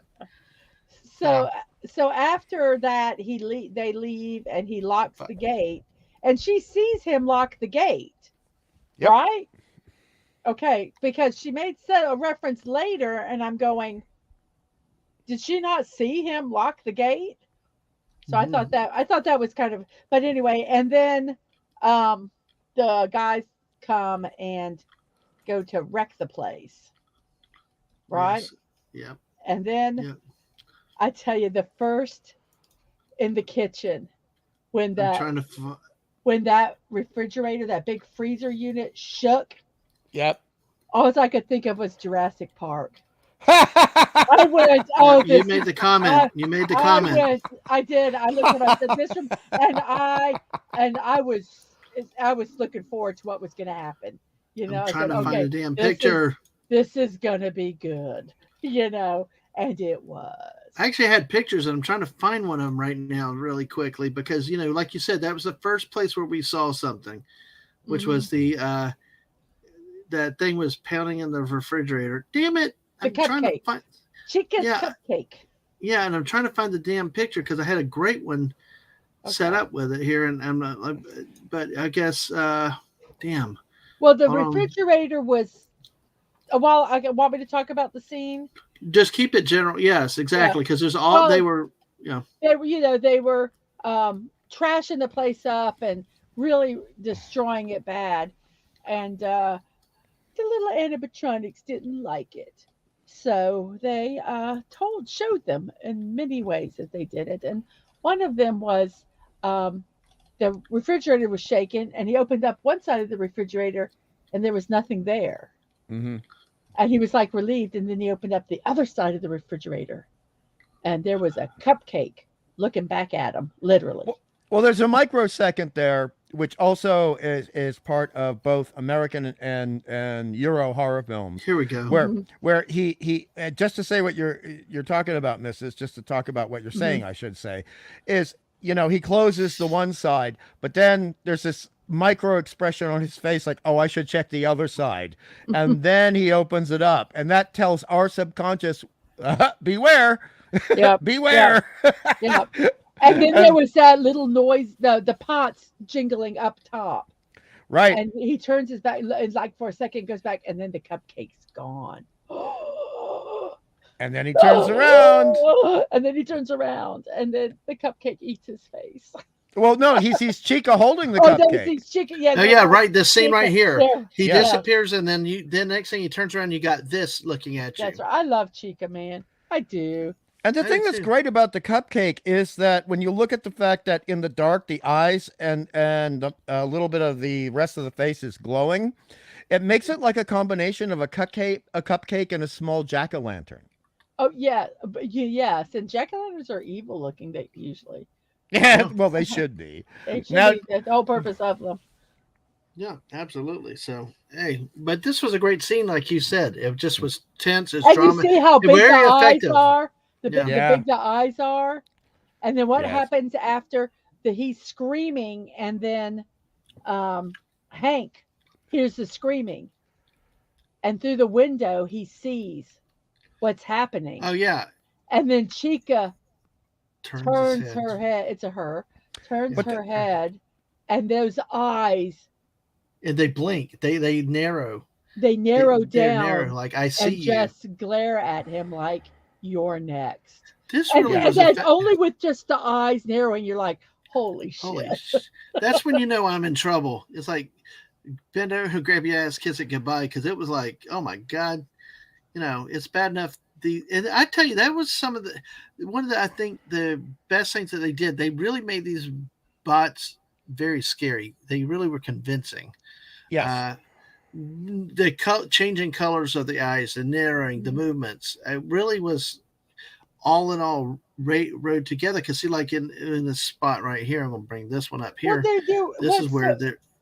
See, this at the beginning when they reveal it, and Mm. nothing really is going to happen in a future scene. It's just kind of like, ooh, you don't know But whether it's good or bad at that that point. also goes back to like 1960s and 70s Scooby Doo cartoons where you see the eyes first in the darkness, and then whoever held the eyes in their head would be revealed. but, So but what go I ahead. thought was amazing with these animatronics, these Mhm. characters, was that they didn't really, they couldn't really show a lot. They were clunky walking, Mm, so they didn't have a lot of expression really in their body.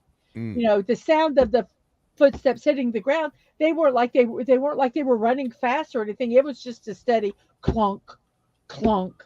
Yeah. So they weren't, so you couldn't get any anything from that. They were just walking normal. Their arms really didn't do anything. Their Yeah. mouths didn't change, and it was just their eyes, or the tilt of their head. And And their yeah, eyebrows would move too. Oh, and Yes. so the whole eye area, yes, and that there. the emotion that, oh yes, you are right, Yeah. you are right. Let me Atwood is show. right. I'm sorry. Yeah, that's fine. I was trying to find that. I'm going to set you up right here because I think you Mhm. talked about this one earlier, where it was in the hallway. Mm. Mhm. With Hank. So, yeah. No. Well, no. I guess.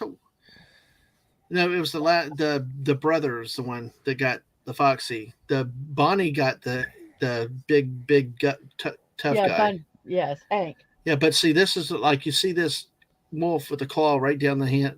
Just like hello. It's hard to see, but yeah, he had this big old hook. He was like a Captain Hook.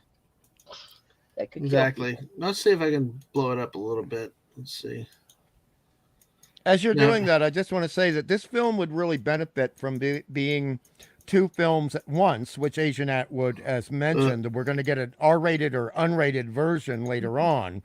And I really like this version, but I would very much look forward to seeing the version with the stuff that would have had this film banned in 1982 Mhm. under the video nasties law of Britain. Right. Mm. Oh, really? It'd be Okay. Oh very. yeah, I'm very that happened. interested to see it. I'm very interested to see it because I really, really enjoyed this movie. Ditto.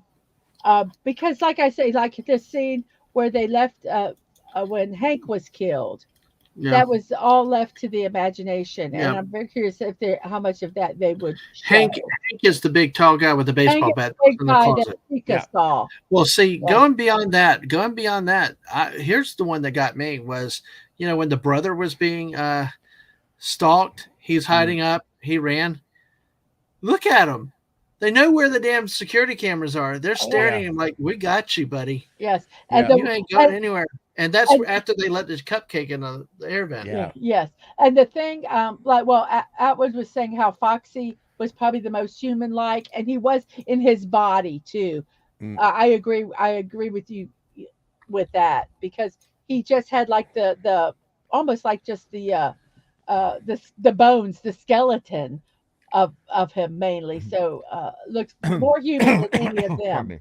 But I love the scene when the brother, which I wish I remembered his name, I can't.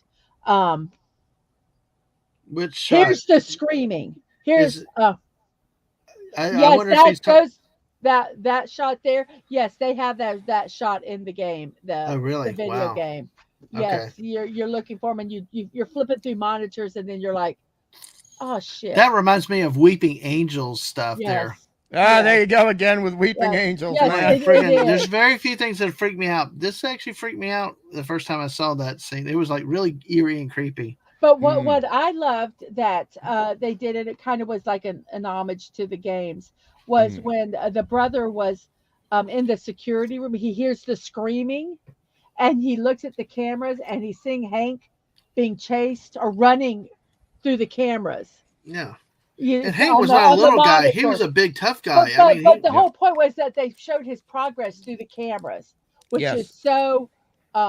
Number one, I love that because I just thought that was a cool way to show him running around terrified. Um, but also um, that it was reminiscent of the monitors play such a big part of the game, Mm. the And video also games. And also And in Alien 79 and also in Aliens in 1986. The mhm, monitors are a big part.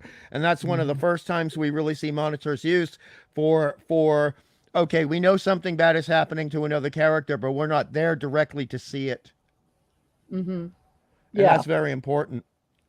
it's and like the guy was kind of you're helpless Mm. watching it through the monitors, And and you know they're yeah, coming for you next. yes, deservedly. And it looks like and they look like you got nowhere to go. We got you. I mean, it's Mhm, like we are in charge. mhm, Yeah. yeah, You feel that tenseness coming through. So Well, I mean, and if this film is taking place in 2001 and they've been there since 1985, they've been there for 16 years. They know right, that place. yeah, and yeah, but I think I still feel sorry for the kids because Ditto. um, and I don't think anybody feels animosity toward the children in this because they were in limbo for so long, and and you can see that with some of the interactions that they have in the dream world. Yeah. That they're a little messed up, because they've been Yeah. in limbo for 16 years and fed lies. well, Yes. And Master that I was said, think state I that think was Stockholm syndrome. That was the well first thing that popped into my mind. that was actually stated directly later on in the film, much later on in the Hmm. film by Vanessa. She explains that Afton, otherwise known as Raglan, has actually taken away their memories of what happened to them. Yes, It's a yes, direct line in the dialogue. yes, mm, exactly. Well, Masters is talking about the camera perspective, helping with attention too. So Yes. Yes, and that goes back to the Euro horror thing I was talking about before you got here, Masters, which you'll understand. You know, there weren't that many German horror films. There were German creamy films, meaning criminal films, which had horror elements, and there were a few German giallos. But there were a lot of Italian horror films, a lot of English horror films, and a small amount of Spanish horror films once their dictator from the 1930s was removed. And you can really tell that Emma has seen some of these films and appreciated what they had to offer and incorporated those elements into this film. Yes. And sorry for just finding this, but here's the diner scene with the brother. Oh, yes. Yes. And Look how uncomfortable Max is. She's so uncomfortable. She wants out of there. She's like, he's not a bad person. Abby's not she's a good kid. You know, let's just take our money and go. Like, no.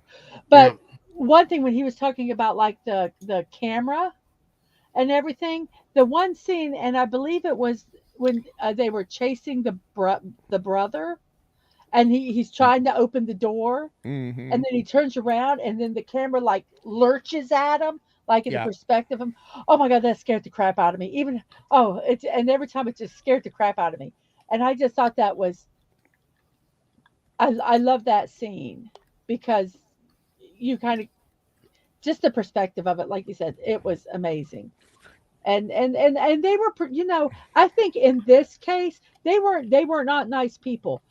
No. But I think that those kids, they were protecting their home. That's their home. That's all they knew. And these people were here destroying it. Yes. You know, and so they were, you know, they went into protection mode the only way they knew how. Because that's what they were kind of taught. Yes.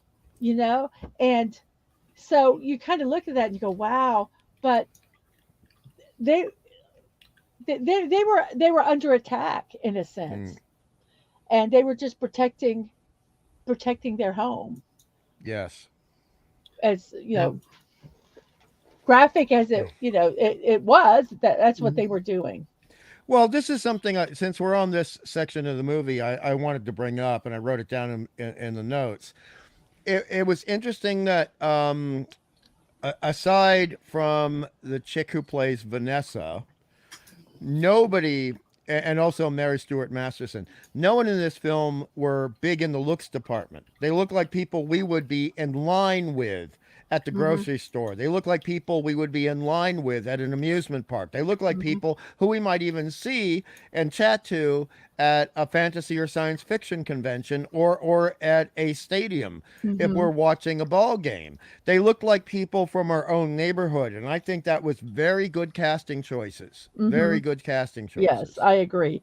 Do you remember the scene when Max goes into the place and is walking around and stands up on the chair to look into the mouth? Oh God, yes. Oh dear. Oh. That actually, I mean, they were coming right to the edge of PG-13 there, because for a second and a half, you see the lower half of her body fall. Yes, in silhouette.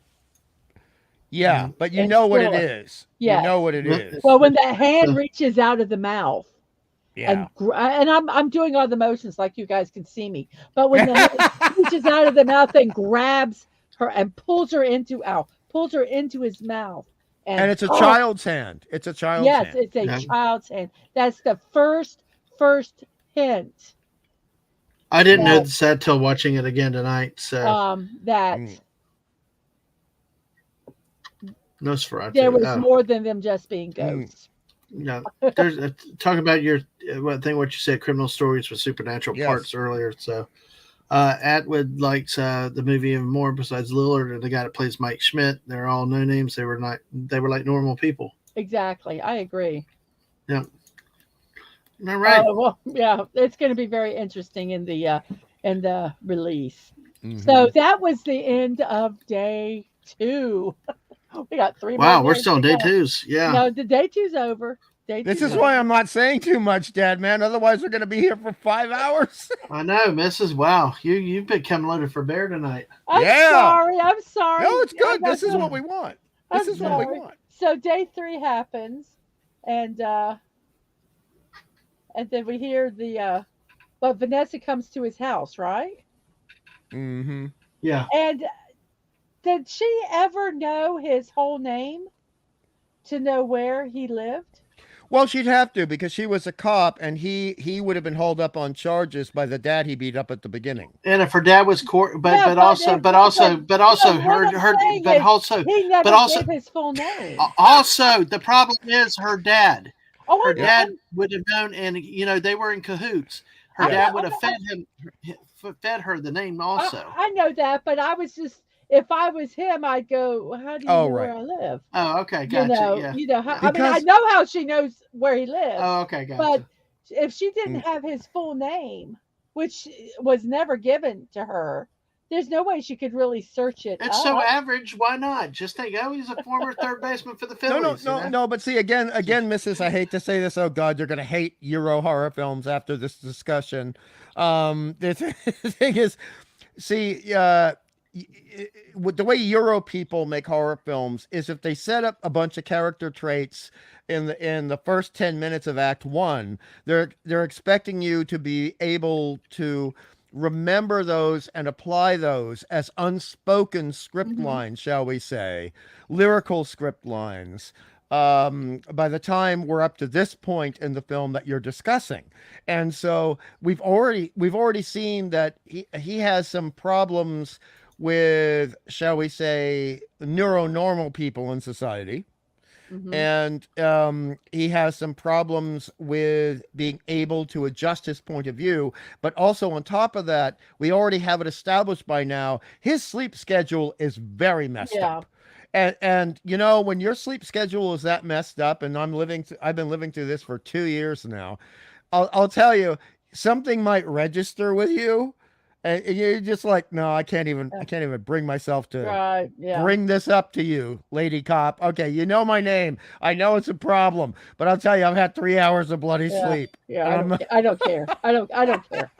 You don't care. But then, even if he did care, then they go out and he tells his whole life story to her, and the whole shebang. So the way to, learn about all what happened with him, which I think that might have been when she realized about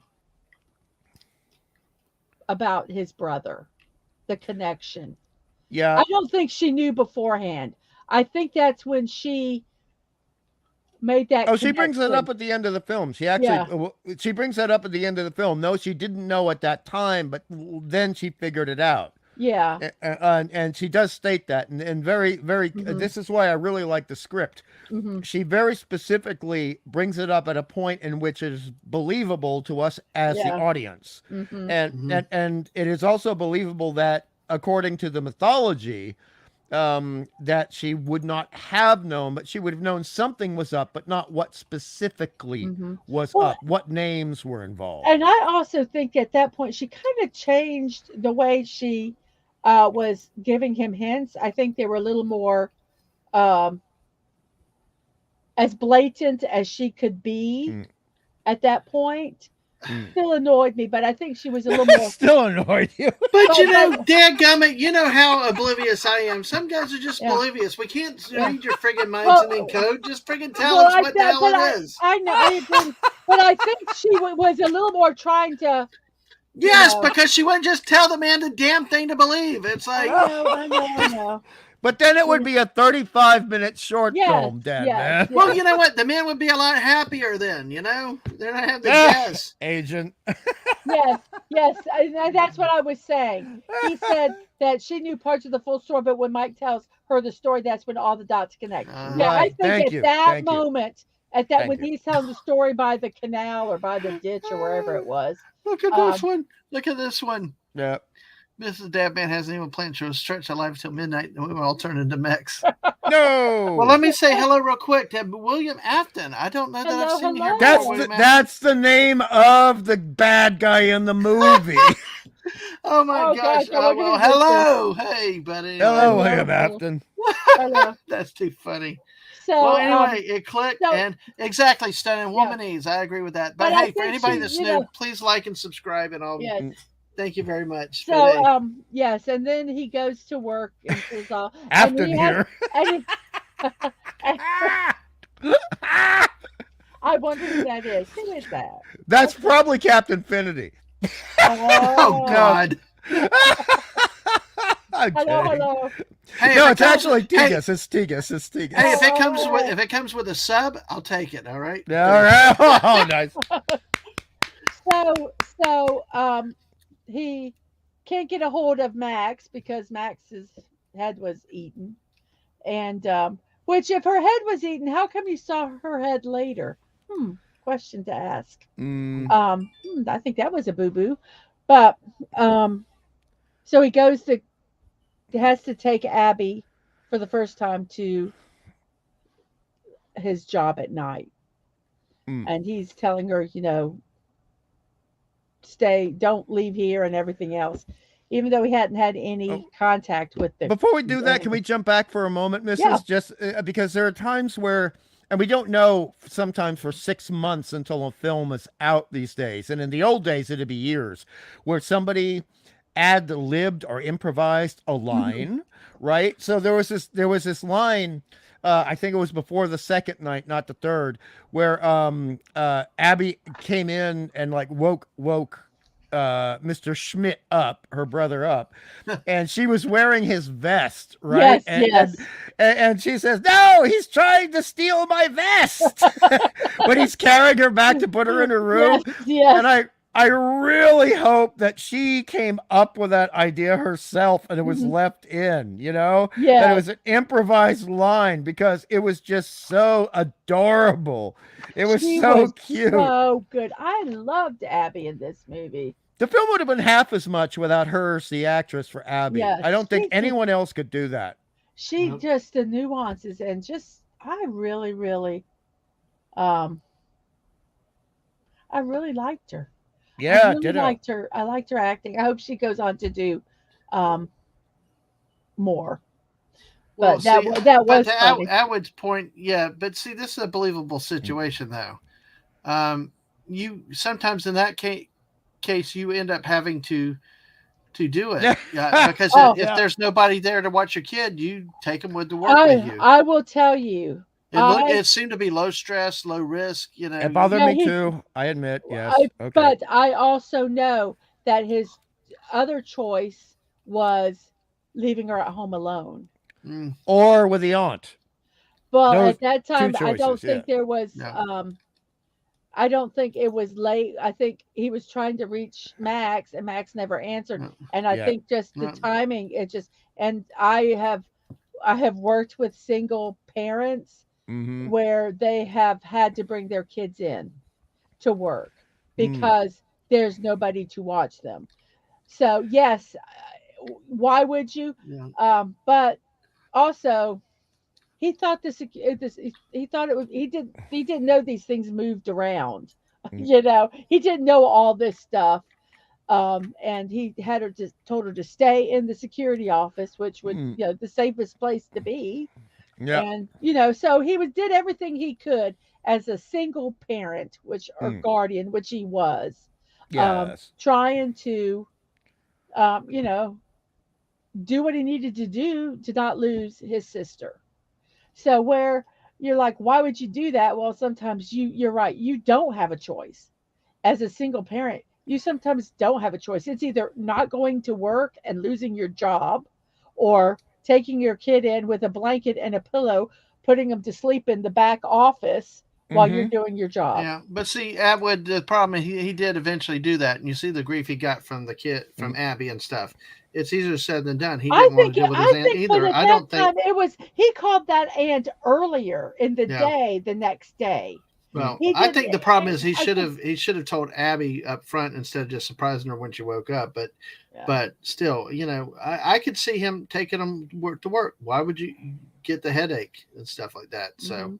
it's easier to do that, because obviously you saw what happened when Abby saw her aunt there. So, by the way, anybody want a chicken burger? I don't. Oh, I'm, Yeah. I'm and hungry. I do agree with him that Yeah. was it the smartest thing to do? No, but I No. do understand it. No. I do understand it. But again, see the thing is, and now I'm going to go from Dadman logic to Agent Atwood logic. If we use the Agent Atwood logic, the film would be 25 minutes long. Well, that's why he says, but plot's got a plot. Yes, exactly, Agent. You get Yes, it. You yes, get it. yeah, Abandoned, destroyed restaurant. yes, Yes. yes. That we later find out is haunted. Oh, Well, I mean, the other thing too, and this is jumping ahead a little bit, but at least with the evil aunt that we all can't stand, but we appreciate Mary Stuart Masterson doing such a remarkable job yes, at portraying the role. The thing is, we actually don't know if she was dead or just conked on the head unconscious right. later on Yeah. in the show, Because and we'll he get to didn't. that. He just said she's asleep. Yeah. She But he just said it in such an evil way that yeah, it kind of yeah, implied. Kind yeah, of. yes. Exactly. Hey, some aunts, you do that. You take your kid to an abandoned, destroyed restaurant. Yeah. Yeah. You Sometimes the don't deal with better the aunts. option is the abandoned, destroyed restaurant.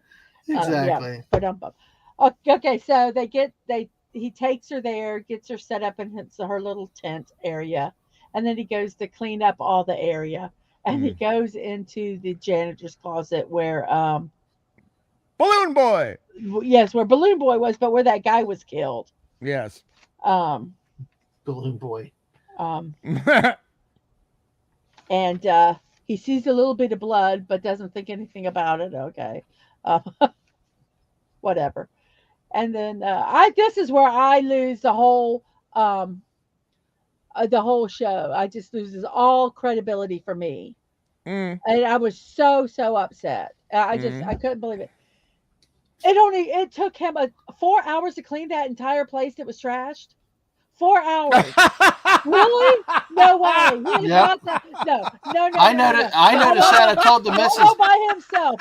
Yeah. Uh. Even I picked up on that one.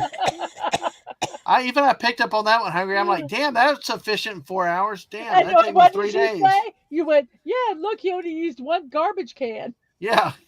Look, I remember watching TV shows in the 70s and 80s when there would be a 30-round clip in an automatic rifle and it would fire 100 times. Yes, So I was yes, willing to let that go. yes. Okay. I just was kind of joking about that. I did, Uh, but I just thought that was funny.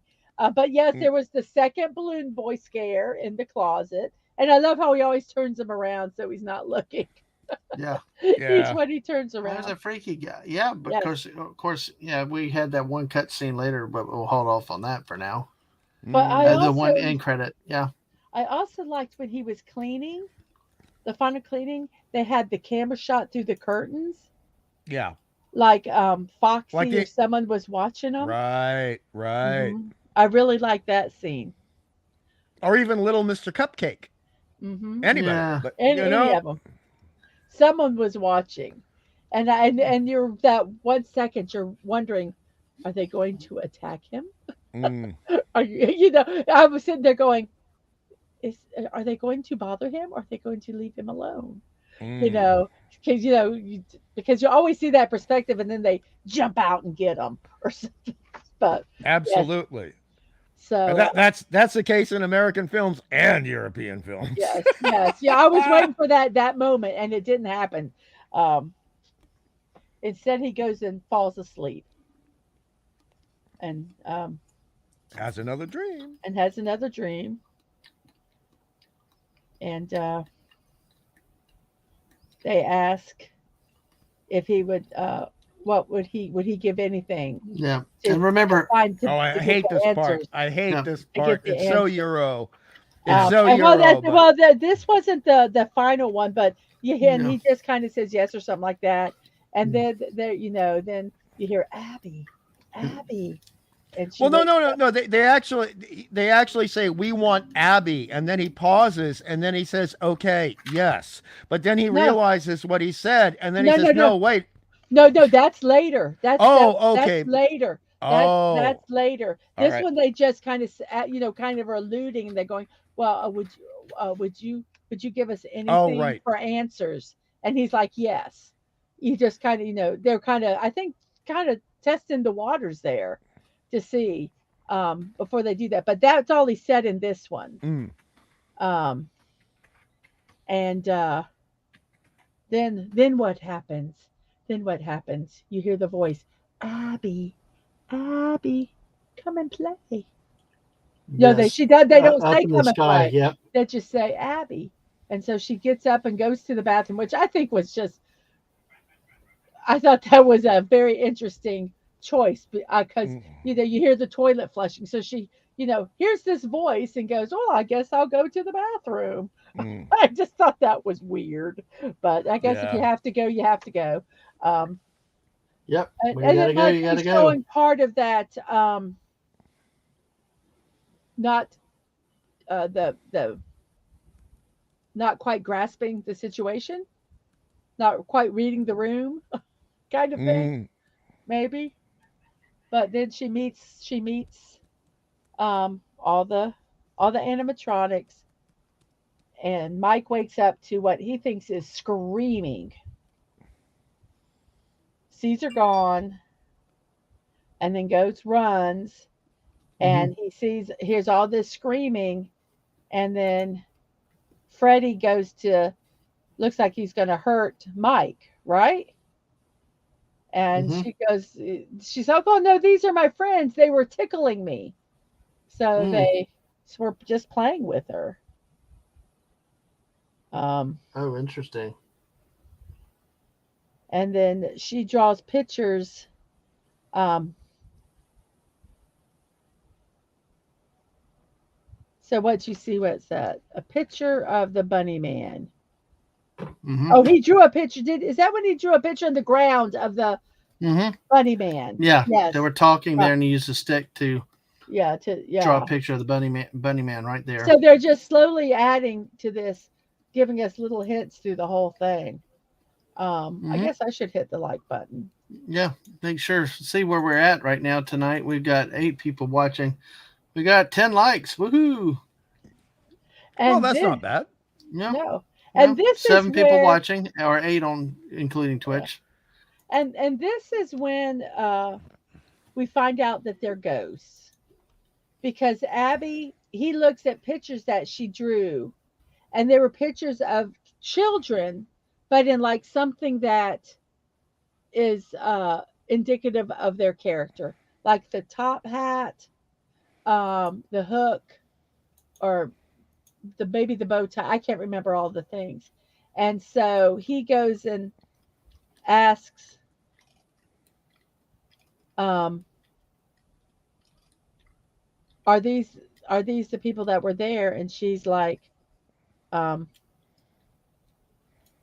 "They're ghosts." And she also drew a picture of her kidnapped brother in the scene with him looking out the window. She drew that picture. And Mm. Mike says, "Well, where did you hear about this?" Because she wasn't born at that time, I don't think. And he goes, "That the blonde haired boy told me." Mm. So Hmm. we're Yep. learning, that now we know there's a connection between them and Garrett and the yellow bunny. It's Hmm. for the and that they're ghosts.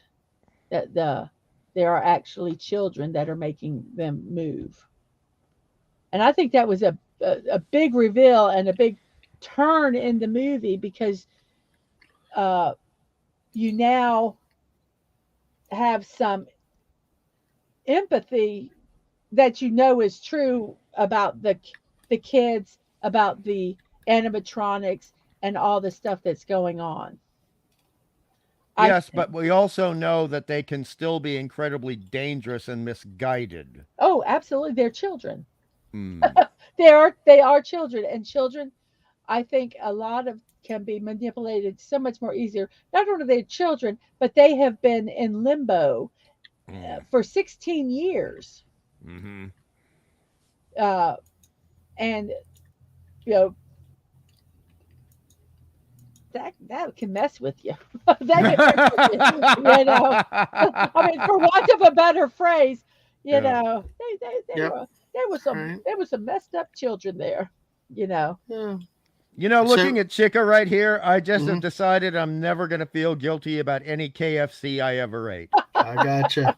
I like I gotcha. Why don't we take Atwood's question here? Which animatronic is y'all's favorite? Chica. I like Chica's Chica. mine, without a doubt. That yellow. And anybody says, let's eat with a bib like that, yeah, damn, you Yeah, win. So, yeah. did you have a favorite Hungry? Yeah, because it was the most difficult to do and have come off as realistic as the other ones, and that would be Foxy. Yeah. Mhm. Okay. I So, like the way they depicted Foxy. yep. Mm. I really do. But Chica as a character, I like Chica out of the Five Nights at Freddy characters. Hmm. I The still like best. the bib. That's you had me on the The bib. bib. I Yeah. just like her. I like her. All right. So So on the we're so so we're on now the fourth day actually. We're four. pretty much Okay. Yeah, because we're about to hit the fifth day and get to the end of it. Because yes, we're at almost 2 hours yeah, already. Can you believe yeah. how fast time flies? I'm trying to zip through. Oh, I'm I know. trying to We're zip through. doing good. We're doing good. Well, Got our friend Hungry Boy. Mike being the good legal guardian that he is, Yeah. decides to put Abby in potential danger by bringing her back to talk to the kids Mm. about Garrett, to find out answers about Garrett. Hmm. What Yeah, is, but again, this goes back to the, elder uh, Spurgey brother, younger yeah, Spurgey sister. I don't think he knew any better. I really don't. yeah. That's the way the film was I think presented to yeah. me. I think it was so focused. His life was so focused on Garrett that even though he loved his sister, that that need to find the answer about his brother Yes. overrun everything. But while simultaneously having a need to protect her and have the best for her as best he can. But that doesn't mean that we as people who are not on the same thought spectrum as him are going to see it that way. That's Right. one of the things I really Hmm. Yeah. loved about this film, the Yeah. artistry of it, and the Yes. fact that there were so many things that were under the surface, so many things Yes. that, I mean, subtext is so lost in Yes. modern film, and especially Mhm. in this genre of film, that I loved seeing it play out throughout the movie. It was adorable. It was Yes. lovely. Yes. It still doesn't change the fact that he put Abby in I danger. know, I know, but No. Even if you understand it all, oh, Hey, I just found the diner guy. yes. oh, The I've the seen YouTuber. him. Matthew Peterson. I've seen Yeah. him. Hey, you know what I noticed? I noticed the roof leak on the diner. That's the first thing I noticed when I saw the scene was, hey, Oh, they got a roof leak. oh goodness I'm gracious. used to look at ceilings, so anyway, I just thought y'all look at like that. So, So all when right, so we're day 4. Or are we through day yes, 4? yes, All right. no, but and then Vanessa's there. I don't remember why Vanessa's there, but she is. And Mike finds out that she knew about the ghost, but neglected to Mm. tell him. And he's like, "Really? You couldn't tell me that there were ghosts?" And and all that. And she's like, just kind of ignores every question he asks. She just changes the subject, Yeah. which is because I know of with the relationship with someone and all that. And Yes. Yes. um, but yes, Vanessa's there because of plot. Um, Ah, Agent Atwood. Oh dear. but so you understand when you see the rest of the movie, you understand it. I still find it annoying. I'm sorry. Okay. All right. Okay. But I just have to. I just have to because we're gonna have a little bit of fun here, Mrs. A little bit of fun. The thing is that this again goes back to the 1960s with Italian filmmaking, where they would say, if it all makes sense by the end, emotionally, if you walk out Mhm. of the theater and you feel it made sense, then it made sense from beginning to end. Yes. And it Mm-hmm. did. I think when you look back, I understand it all. I understand the actions and everything that they Mm. did. It still doesn't mean it doesn't annoy me. Like I say, just because Mike was doing his best, he still put Abby in danger.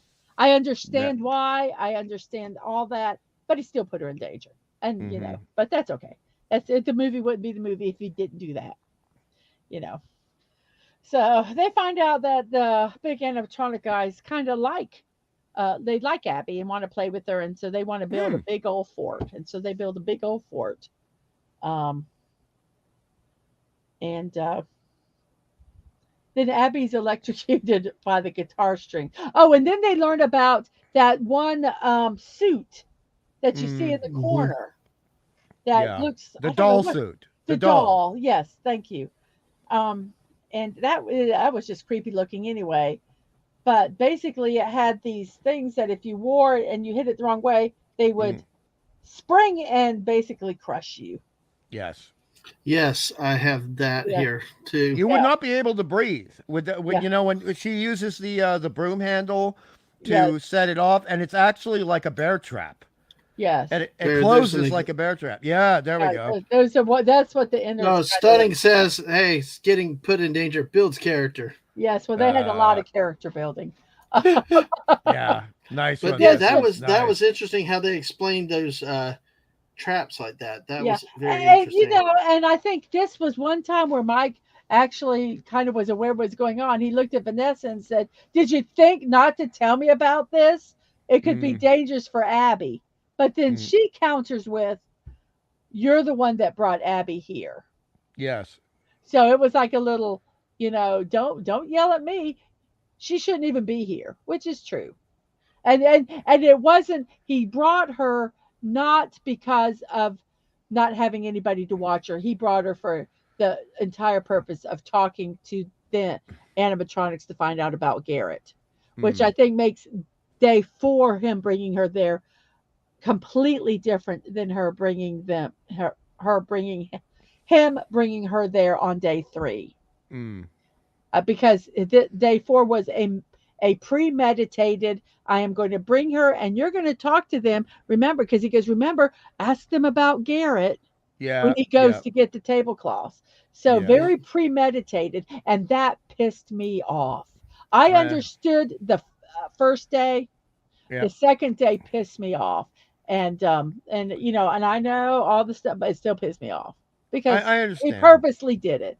He purposely took her there, not necessarily to be in danger. I'm not saying that he knew it was dangerous, but they still were these big lumbering animatronic things that Mm, have children in them yeah. that could potentially hurt you because Which we never saw, by the way. This is one of my complaints at this point in the film, when we already know that the kids are in the suits.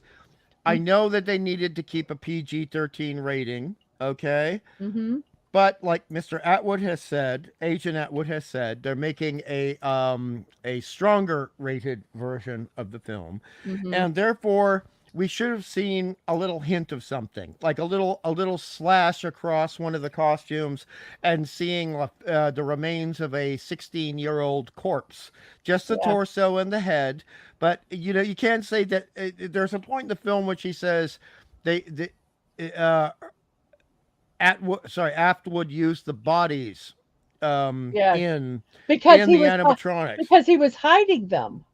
Yes, He was hiding them from the police. but they would still be there. There would be Yeah, remains there. It would be something to see, even if it was a bit of bone with a bit of crusty yes, brown black something. flesh over it, Yeah, mummified flesh. There'd be something. But there, we basically had the indication for the PG-13 version that we're all reviewing today that there was nothing in there. mm-hmm, Whereas this is what I actually wanted to see, because it has been in films that were rated PG beforehand. What, going back to when Max was chasing the little boy, the ghost boy, and then she sees yes, the yes, body, and she looks into the mouth. If we'd seen just the skeletal like lower jaw, just a little bit of a skull something. inside Hmm. the head, that would still retain a PG-13 rating, because there's no gore, because there's no blood. Right. Yeah. I never thought of that, but yes, it hinted at it. So you kind of go, well, wait, did I see what I saw? Hmm. Just so that when it's Mhm. revealed, you go, "Oh, I did. Oh my God," and you can be horrified all over again. Right. And sometimes in a lot of ghost stories, the ghost can actually make you see something else. Hmm. And particularly in a film called, ironically, Ghost Story, which had Fred Astaire in it. And you see this beautiful woman who is actually haunting you, but you don't know she's haunting you until she decides to reveal her true self to you. She Hmm. decides to reveal the true Hmm. self, and it's a rotten, horrible, yucky, smelly corpse. And they could have done that in this film, but I don't. I think they were making sure to, again, going back to what we said at the beginning of the show, to make it PG-13, no matter what, no matter Hmm. what. Especially since I do think, and this will probably come out 2 years from now, I do think they were focusing on some of the Aspergy bit Hmm. myself. Hmm. Because I mean, Abby, we can argue about Mr. Schmidt all we like, but Abby is definitely a Spurgey. Not Yeah. necessarily autistic, but definitely a Spurgey. Hmm. Hmm. Yeah, I agree with that. I agree with that. Mm. Well, And I'm just but Abby has these moments of um just tremendous insight. When Yes. Vanessa was yelling at Mike and left, and Mm. she's in the back seat before they go home, and she says to Mike, "She looks so angry. Mm. Why does everyone always look at you that way?" Right. Very important point. hmm And that's something an Aspergy kid would not Hmm. understand. And you notice yeah, he has no answer for her. He doesn't know Hmm. what to say yeah, he doesn't. Hmm. Mhm. because he's the same. He's just grown up at a different age, in a different time, in a different decade practically, Hmm. where he would have just been expected to be like everybody else. Mhm. Hmm. And on top of his potential spurginess, hers being definite, that he I mean, he would have had the PTSD from the loss of his little brother Right. on top of the Asperginess. I Yes. mean, there was no way this guy was ever going to end up being the governor of his state, if you know what I No. mean. No. Oh, or he Hey, might have been a very good governor. We're not quite sure. hey, you never know. But I'm bummed. All right. Uh, Well, I'm going to pull this screen down off that one because yeah. we've been on that a Yeah. while about the trap. So we're Yep. day 5, and so Yeah. We're finally on day 5. okay. And this is when he calls his aunts to come in to watch, and Abby totally misunderstands it. Oh, but Because understandable. understand, oh, absolutely understandable, because Mike didn't explain anything to her, and all he had to say was, "I really need you to stay home today. I'm Mm. concerned about that. I'm having the aunt come over." But then she saw all those papers too, and I Yeah. know in her brain everything was just churning around in there. He's Yep. got these papers. The aunt's coming over. He doesn't want me anymore. He hates me. So I hate him. I hate him. I'm going to scribble him out of all my pictures. And just That was a good scene. That was yes, a very good scene. yes. And that is And what he, any kid at that age would do. Yeah, Any kid. exactly. And he couldn't, Mm, he was so wrapped up in stuff that he couldn't explain things right. Probably part of the being on the spectrum and all that Mm. kind of stuff. Yeah. So basically, she's pissed off at him, and he doesn't have an answer. So he leaves, and then he goes and he gets sleeping pills, Ugh. and has all that, and he goes, and he did you notice he was there early Yes. yeah. Yeah, because I it was did. sunny outside. I was waiting for them to show the clock, but they didn't. But it was Mm. sunny out. It was daylight. There was light still. It wasn't dark. So he actually went there early to take the sleeping pills and go to sleep and to force a dream to happen. Yep. He That was was in a really grumpy mood, getting the medicine from the pharmacist. Like, yeah. just grabbed it. What an asshole! And he's like, "It's Yeah. just a chamomile and whatever." And it's Yeah. like, nope, just give me the Hot damn tea with medicine. chamomile and honey. Yeah, it's like, Yeah. just give me the damn medicine. Warm milk with chamomile and honey. That's what he So said. again, that's another reason. That scene was another reason why I think they were coding him. I hate using that term, but it's very big with the big YouTubers now. They've Hmm. only learned that. Coding, that term coding has been around for 15 years, but they Hmm. only just learned it, so now we got to use it. The thing is that No, we I don't. get No, we no. don't. No, we don't. Because I'm going to say this. I tell you what, I like my freaking independence here, because we don't have to do what every fucking other channel has to do. We can do what we want to do. We can use what words we would say. We want to do what we want to say. I'm not beholden to anybody, and we can do what we want to. We're going to set the damn trend.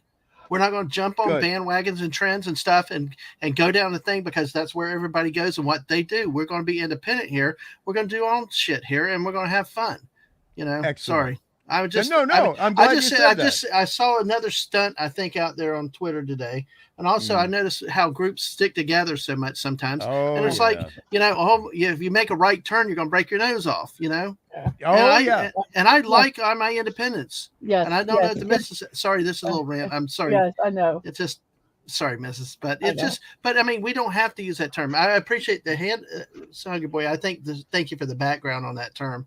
But you know what? If we want to use it, we can use it. If we want to, we do not have to use it just because now it's the creme of the day, or the hot Right. thing now. We're unique here. We're our own people.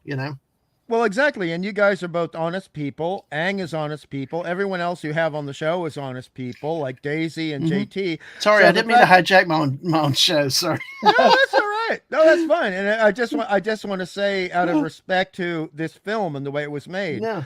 instead of just saying, "Oh, it's coding," and then people hear coding and they don't know what coding means, Right. it means subliminally representative. Subliminally, meaning we are not using a portion of the script to directly describe this character as X, Y, or Z. We're letting the director and the actor and the costume designer show the audience what this character is, and let that be part of the unspoken script, because Right. there's the spoken script and the unspoken script, and there's a lot of unspoken script in this film, which is why I loved it far more than I expected to. I expected to give it a 6. I expected to give it a 6.5, and I'll wait to the end until we get to the end, and then I'll tell you what my actual rating is, but it's higher than a 6.5. Yeah, I agree. I was actually pleasantly surprised with it. I don't think it's as good as the Sonic movie, but it was very solid, though. I wouldn't Yes. think. But Yes. all right, so let's get through the 5th day. Okay. Well, he forced the dream. Yeah. And this was the first time the dream changed, because every time before it started, they were at the picnic table and all the perfect family kind of thing. And Garrett with the airplane, and Garrett getting kidnapped, him chasing the car. And, and since he was at Five Nights at Freddy's, seeing the children, the kids. And this time it changed. That Garrett was there. They're all sitting at the table, and they're like, "Yo, come on. What are you doing over there?" And he's very, very confused, because this is not what it's supposed to be. And then the blonde-haired boy shows up, and he says, "You can have this." And he goes, "Well, this isn't what I want. I just wanted to know who kidnapped my brother." And he's like, "No, this is what you want. This is what you want." And I think that he's doing some manipulation there on Mike to get what he wants, which is the answer to the question.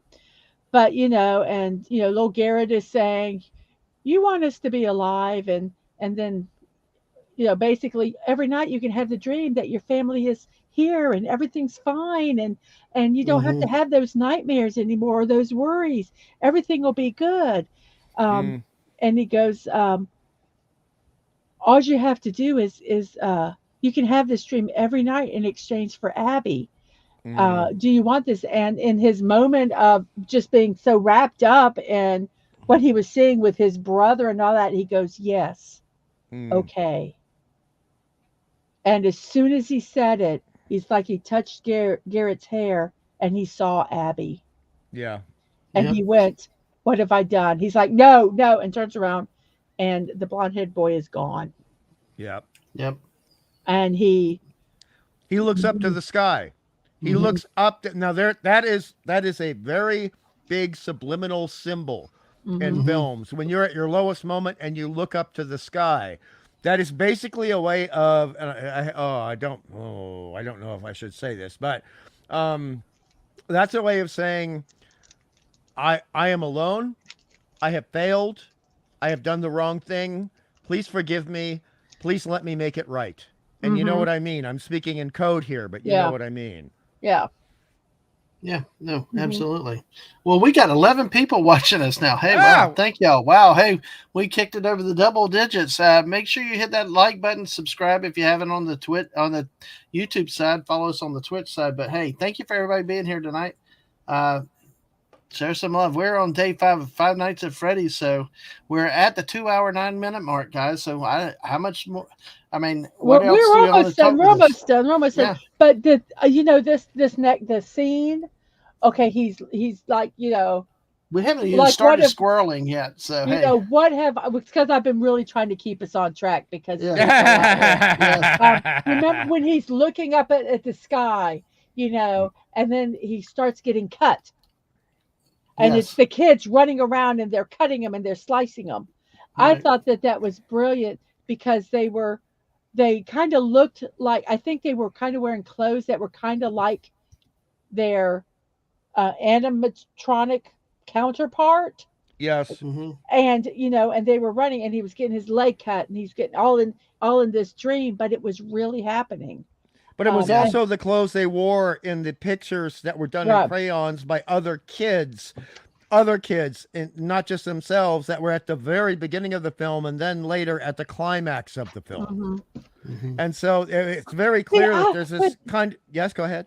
I don't know if kids necessarily drew them, or if the kidnapper drew them and put them on the wall for them to think that that's the way it was, to kind of mess with their brain, because those pictures were lies.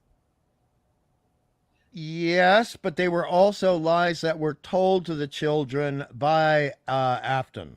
So the kid, the but the ghost kids couldn't draw the pictures. No, but they could convince other kids because you Maybe. have blonde hair boy talking to Abby, so obviously they could have been talking to other children beforehand. Hmm. Again, that's the European thing. Something is Right. implied. It's not made definite. Right. Yeah.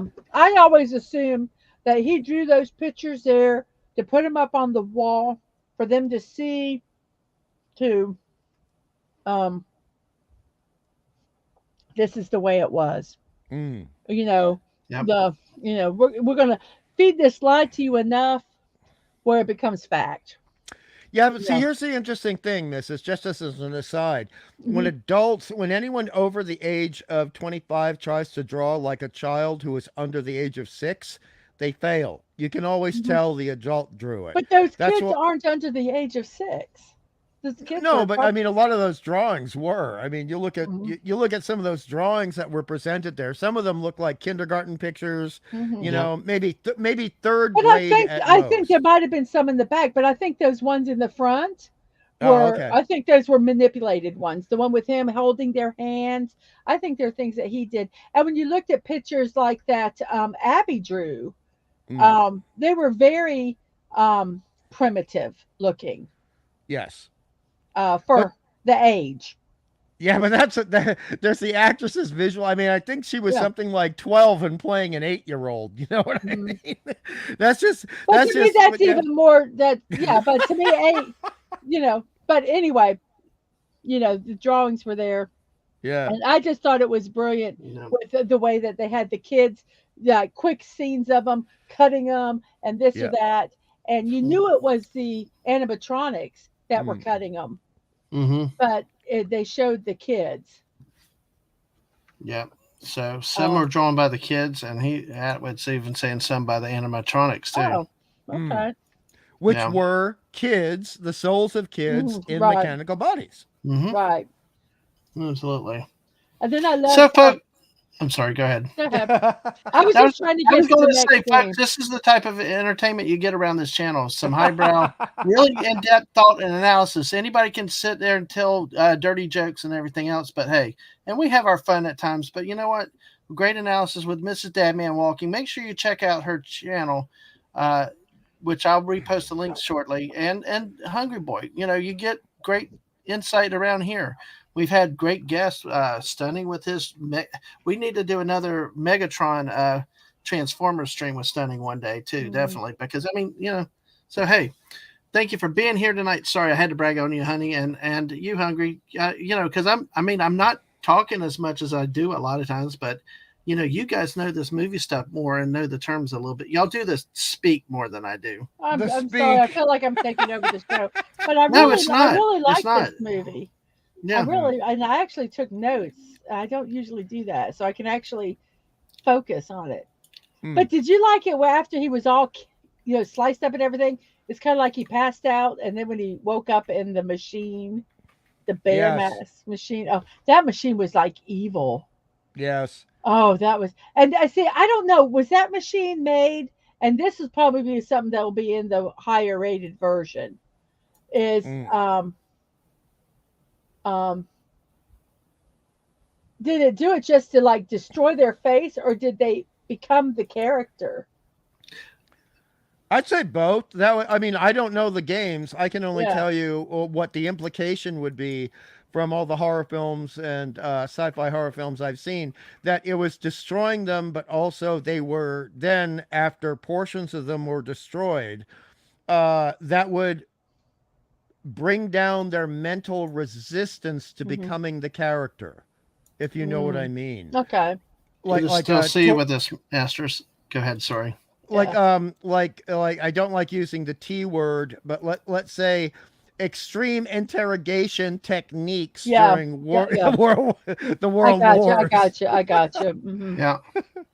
Well, Um, Masters, I am not that tired tonight. I don't, but I'm just actually sitting back because I like the movie. I have my thoughts on certain scenes that I've interjected, but these two really know. These two are talking a different language for me. This is kind of like when I start talking sports ball and all y'all and people and like I sort of like just my what? eyes just glazed Yeah. over. So hey, and Stunning's always ready to talk Transformers. Hell yeah, we have But to do another I one of this do have. again This soon. is where I had that one question. Okay, he escapes the bear squishy masky, the bear rip your face off Yeah. device, and then Yeah. he kind of falls down because his leg's been cut, and he Yes. falls down beside Max Mm-hmm. Yes. and sees her head attached to her body. Yeah. Yeah, but she was divided at the waist.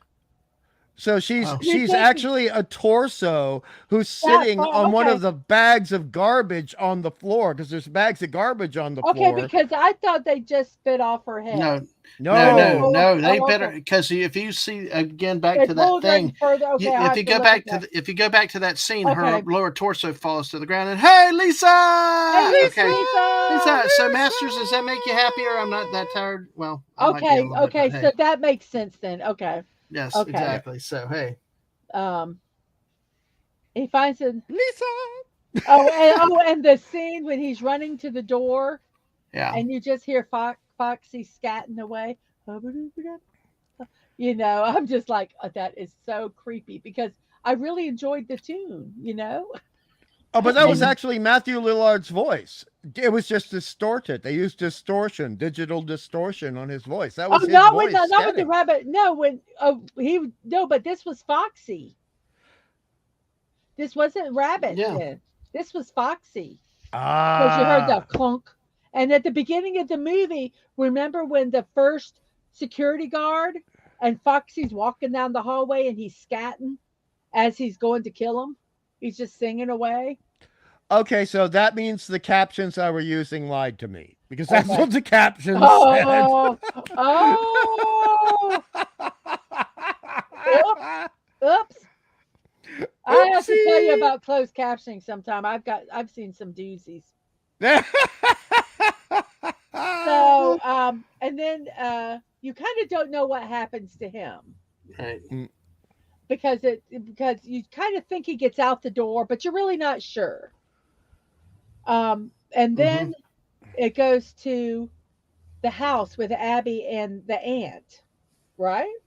Hmm. Right. Yeah. And the aunt, wants, hey, you want to eat something? And she's like, not talking to her. She's like, fine, whatever. And then goes to sit and try to watch TV. And then Freddy shows up and Mm-hmm. talks to Abby basically, and says, you we want you to come play with us, and she walks by and sees her aunt laying on the ground. Hmm. You just see her feet, which I love that. I love Yes. that. And because you don't know, and he goes, isn't your aunt funny? She fell asleep.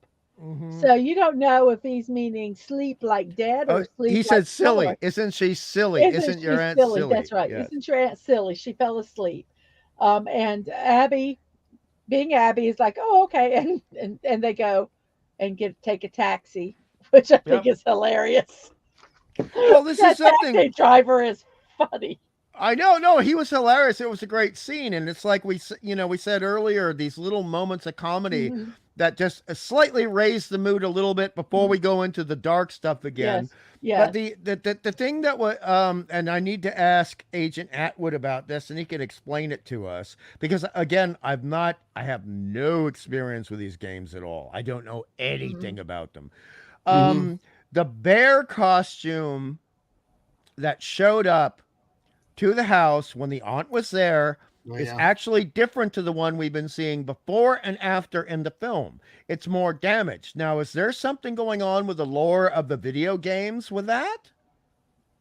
So Because why is it suddenly more damaged and messed up with a messed up eye when beforehand we saw it had two perfectly functioning oh eyes, and then we see afterwards it's got two yeah. functioning eyes. So what's going on there, Agent Atwood? Oh, that's an interesting point. I I think did notice there's it a now that you Freddy. mention it. I do remember that now because I did notice that when the guy turned around and looked back, it was like, what happened to his face? But then, huh? Interesting question. I think there's a Freddy, which is more brown. He's like a grim. Okay, okay. Here we go. He's like Mrs. a is on grim the reaper. case. Okay, that's right. There's a golden Freddy, Mm. and then there's Freddy. Oh, there's two Freddys. So Okay. there's two All Freddys. right. Thank you, Agent. It's Thank you. Freddy, but he says it's Freddy, but it's not Freddy. Thank you, Agent. Okay, Okay. I now enjoy the film even more. Thank you. so Thank you. Thank you very much. Yeah. Okay. Keep going, Mrs. then the next scene is Mike um, on a gurney, Hmm. and Vanessa's fixing him up, and she says, "I found you, and you're all cut up." And they start talking, and then Mike is really realizing she knows a hell of a lot more than she was letting on. And then she tells him about the murderer, Mm-hmm. Mm-hmm. and that long story short, he's a sick, horrible individual, and it's her father. But also clever. And She says, but a yes, very clever very man. clever. And she talks about when the five kids disappeared, the police searched uh, Freddie's top to bottom and could not find them. And he hid them in the one place that they would not look. Mm, He hid their bodies in the animatronics. yeah. So she goes, they are not just ghosts. Their bodies are actually there. But we never saw them, and that Uh, bothers the crap out of me. Not even a hint, just and a see, hint, a little but see, hint. I don't know, like with Foxy, because he was like really exposed. You should have been able to see something. You know, Yeah, you Right. would have. I never thought of that, but yes. And and I put this, and I'm just going to read this. And we are above PG-13, so we can say the F bomb more than once. I said, so I said, Vanessa is as fucked up as Mike. Yeah. No. They are just totally messed up, both of them. Their life experiences has totally justifiably messed them up.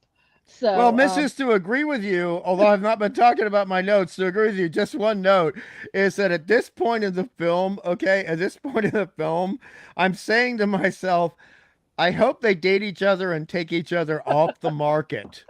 You know what I mean? yes. Please don't mess up anyone else. Please don't. Ah! Oh, Ah! oh, It's all yeah. crazy. And you know, Parts and are then, humans, parts are human, parts are robot. Yeah, exactly. Mhm. And I did not realize that until just the I one don't, scene where Max got pulled in the arm, and I just noticed that yeah, tonight. I did not notice it yeah. the first time, and then watching it the second time, we realized the ghost body combination. Mhm. It was really Mm. Oh, weird. you know what? Agent talked about some stuff. Um, and did you get this stuff he talked about? Anything in here about his aunt? That he didn't like Oh, the yeah. ant. Yeah, here's one right here. You Yeah, started. He goes, as much as the aunt was a witch, she did kind of care in her own sick way. yeah. Wait, Yeah. wait, why am I defending her now? Look at what y'all are doing to me. Get to the ending. Well done, bro. Well done. Oh, dearie Uh, me. Yes, so, exactly. um, so, Hey, we're up to 9 likes. Let's see if we can get a wow. 10th like. Hey, 11 people watching. Thank you, folks. So, I mean, Agent, Um, just because you understand the games more than I mm-hmm. do, and the missus has probably played a little bit of them, so she'll Never, but understand it. I've watched them. Oh, Yeah. okay, all right. Yeah. Well, he Agent says that it's their minds, it's their brain. Well, going back to 1966, that's also the Cybermen in Doctor Who, where their brain is there, but the rest of them, aside from the first ones we see from Mondas and the Mhm. 10th Planet in Doctor Who, when the Cybermen are first introduced, basically after that, it's just their brains and maybe a little bit of torso tissue, Right. you know? So in the games, Agent Atwood, is that the case? Is that what's going on? Anyway, we'll wait for him to Yeah. respond. You go on, Yeah. Mrs. Um, so after that, we find out how screwed up Vanessa is, and she tells us all this stuff. We There were just some scenes in the movie that I just felt were amazing. One camera shot. This was like my favorite shot um, in the movie. That's, Well, actually, you know which what? one He is it? goes, the Fox one, Down the hallway? Foxy one. No, he goes and finds out his sister is Oh, um, at the shop. How does he realize that are his you? sister is there? So I got to ask that question. I can't remember. How did he know that his sister was at the restaurant? Because she was supposed to be home. I don't know. That might have been another sneaky thing that they realized, or maybe there was. Oh no, Or he put you, two and two together. What he did was that dream sequence. When he saw his sister, he realized what they were after, what they wanted. He knew she was in danger, so he went there to begin okay, with. Because I okay. think he knew that they went after her and got her. Yeah, and they talked So about how electricity could, yeah, slow them down, and so he had, tasers and cattle yeah, Mm. prods and he all went this stuff. He was weaponized. so he went and he did all that kind of stuff, and he and then Chica Mm-hmm. was taking Abby away, kind of Yeah, like at the opening scene when you see the rabbit kind of walking them away. So Chica was just kind of holding Abby's hand and just walking her, down to the hallway. And then they get to the room where that doll costume is. That was And not a good scene. and I was not happy. I knew it was going to happen, but I was not happy. And that's when Abby realizes that they're trying to hurt her, and Yeah. she's screaming and But she's everything. also shocked. She's saying, "Why are Yeah, you doing this to me? yeah, Stop. Why are you doing this to yeah, me?" yeah. Yes, It's so because they're her horrible. friends. Because she still considers them her friends, and they're Mm. doing this to her. And then her brother comes and rescues her, and he gets his legs chewed a little bit by the cupcake. She could stay awake. Yes, that was a And great scene. I love that. And he tells her to go run and hide. Go run and hide. Yeah, Um, so she's goes out of the stage, and then there's this one scene where up at the, a lot of times at like the Chuck E. Cheese places, they have the main stage that has the curtain for yeah, like three or four, and then they have these like little side stages for like little bits that they do. Well, one yeah, of those side curtains, it was partially opened, and you saw the redheaded boy looking at her yes, going to yes. hide, and then he moves back into the shadows, and he And then the comes eyes come out. out. The Yes, eyes first, and then and then you see Foxy, right. and to me that was brilliant. But It's that goes back to what you were talking about before, where is this little guy going to be Foxy? And I think at that point, again, sorry, yeah, European, Italian filmmaking, that means in that film language, what's referred to as cinematic lexicon, hmm that means he is actually the ghost inhabiting the Foxy yeah, animatronic. yes, exactly, exactly. That's what it was. We are letting you know for sure that that is that little boy, that is that animatronic. And I just think the shadows that they did while he was looking for Abby, the Mm. shadows and the footsteps and just that entire scene was so creepy, so intense, Oh yeah. And when he looked around the corner and where she was supposed to be and she wasn't there, and then she was in the balls. Hmm. And Oh, I got notes on the ball scene, yeah, yeah. definitely. Go ahead, you can talk about the ball scene. Well, I mean, the thing is, you can look at doing the scene with the balls because that was actually visually, again, respect to the director Emma Tammy. Mhm. Um, that was established before. In fact, several times. I counted 3 times where we actually see the ball pit in the film.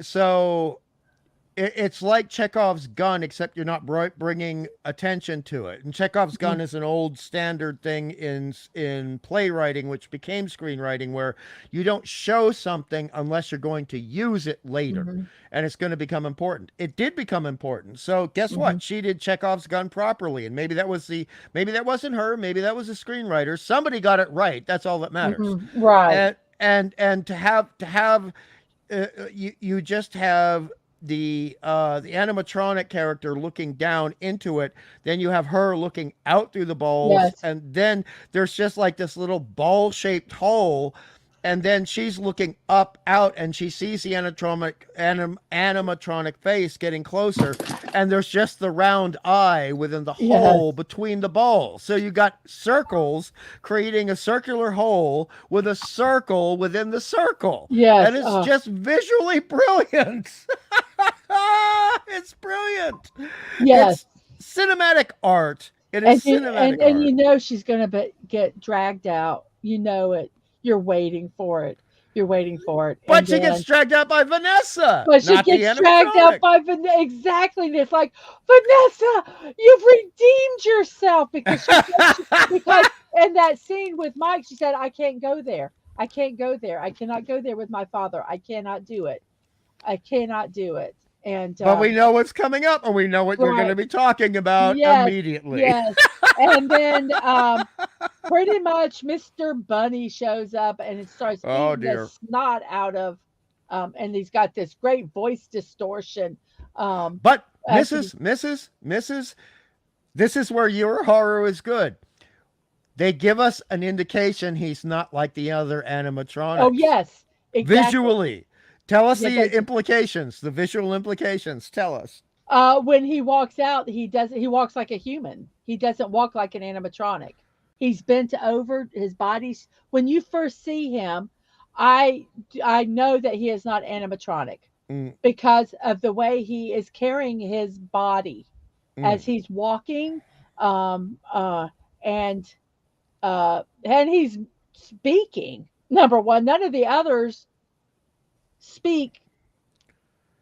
They don't. I never did not hear Right. any of them have any words coming out of their mouth except when they were as the children.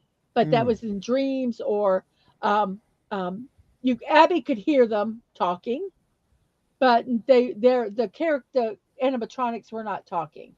Mm. Um, so he could speak, and the way he carried himself was completely different than the others. Where the others were obviously very robotic Mm. looking. He walked. He kind of crouched over to begin with, and then he raised his body up. And when he was fighting with him, with the kicking and all that, Oh yeah.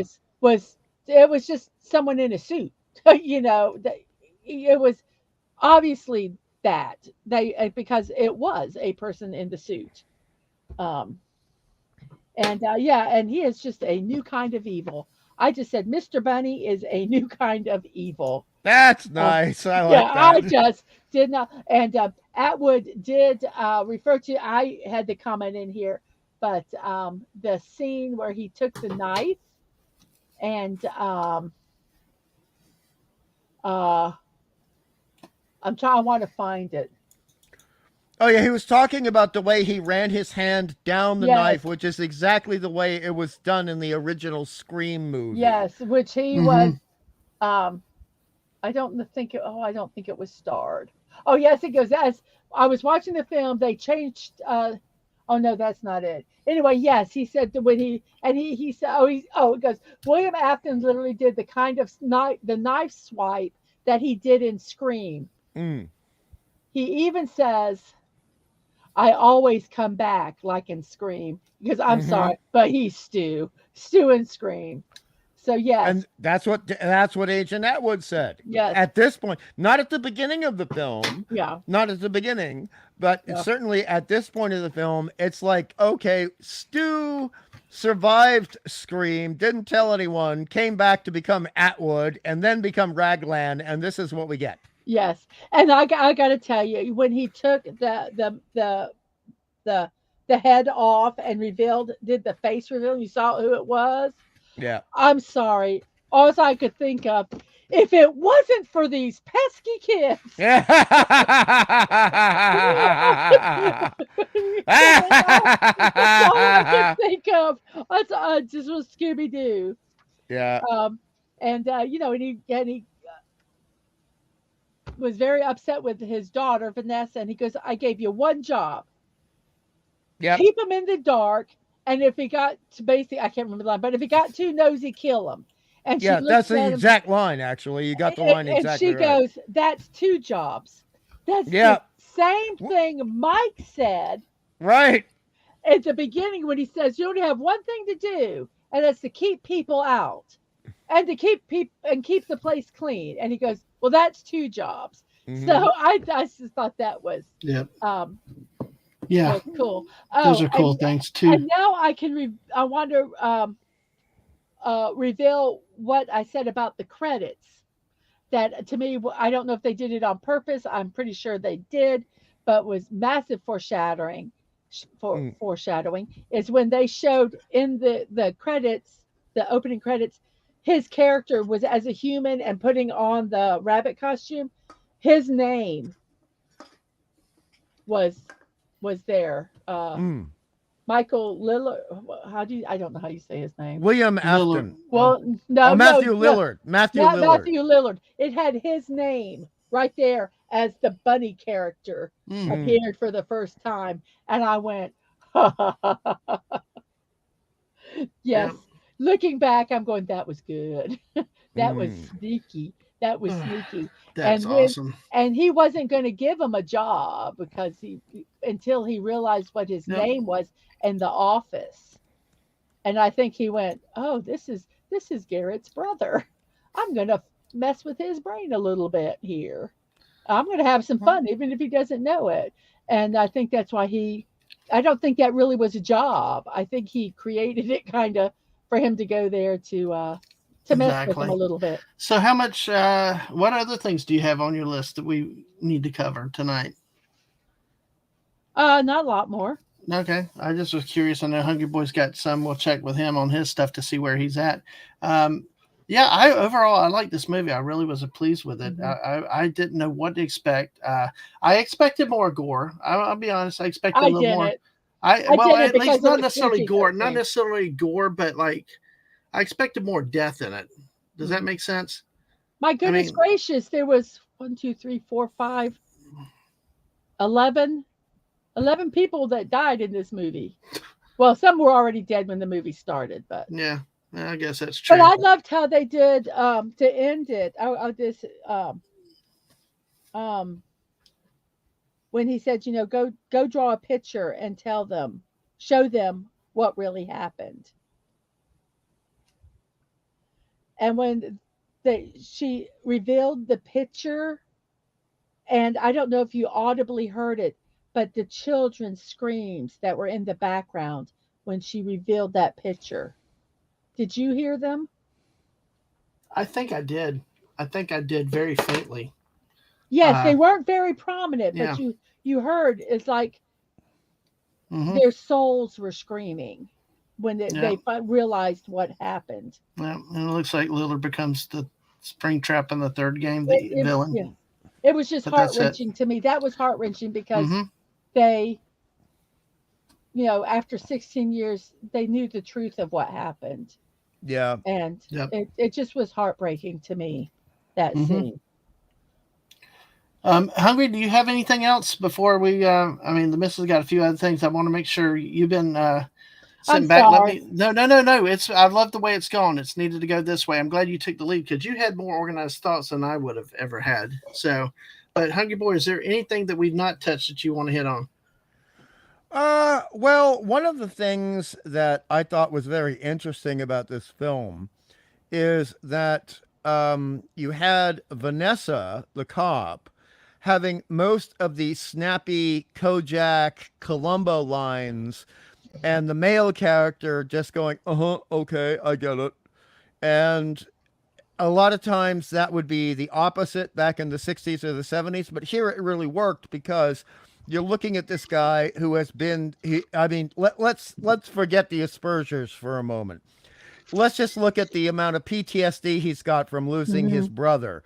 Let's look at the amount of sleep he's lost from trying to go back into his dreams and try to see the face of the person who took his brother. And then on top of that, the PTSD that comes from interacting with ghosts. This guy's going to be messed up, and he's not going to be coming up with snappy one-liners at all. Where, whereas Vanessa, Vanessa has been growing up with this crap. This is normal to her now. And so I did really appreciate that, and I thought that was an interesting way to set this movie apart from so many other films in this genre. And I like the fact that when she's first introduced, she's very quiet and a little snippy, but relatively perfect. And then we start wondering if she has actually been sent by Raglan, which we then learn she has been Raglan Hmm. slash Afton. And I like the way the main actress played that. Hmm. And I also really enjoyed um, that the cupcake character was allowed to have its own agency and Hmm. allowed to be a character in and of itself, even though it didn't get to do as many uh, hominid things, shall we say. Hmm. Like somewhere between an orangutan or a chimpanzee and us, a higher functioning creature. It was like Afton has said, it's almost like a wild dog that has been adopted by a young cave person, a Neanderthal or a proto Homo sapien. And these elements I really felt helped the film. And the end of the film, I'm not sure about. I mean, half of me really likes it Hey, and half of me doesn't. But oh, what happened? What happened, we Damon? got Padawannabe here. Hey, so Hey, maybe I should watch Padawannabe! this. I think you should give it I a think you'd like chance. it. I think Yes. honestly, Padawannabe, I really think you would enjoy it. You do not need. I guarantee you, I have not played 1 second of the games, and Hmm. I give this a 8.5 to a 9 out of 10. But I'll probably give the unrated version a 9 to 9.5 out Hmm. of 10. Yeah. Yep. All right. And Ron McPhee, hello. How are you doing Hello, today? hello. Good to see you. And the Yep. other thing I wanted to Yep. bring up, which the missus didn't bring up, um, is how the art is an expression of, and I say this in quotation marks, the psychic aspect of Abby, Mm-hmm. and how she's communicating with the other children, Mm-hmm. and how that she and other kids clearly have been communicating with each other since this whole fracas or fracas, as Mm-hmm. some people pronounce it, began. And how at the end of the film, Abby uses her talent for drawing something Mm-hmm. in order to make the other children suddenly remember what they were Yes. Yes. and then turn against Afton. Right. Yes. And poetic justice. He was killed by his own device, or at least Yeah, suffering a lot, because at the end, when they show, blonde-headed boy opens the door, and you still see him laying there moaning and groaning. He kind of like raises his hand like to help me, and the mm, boy just looks at him and shuts the door and leaves him there to suffer. And Atwood said that he becomes another character, Springtrap, yes. in the third game. And that means if So, they make another movie, if Emma is directing it, I will see it. But if Emma's and not directing it, And I will tell you that I think they have really left it open. mm, Oh, and there's one thing that I like. Vanessa um, rose up to the thing and spoke up against her father and everything, to protect them. And she did get stabbed, um, yes, pretty bad. And I like the fact that at the end of the movie, she wasn't magically okay.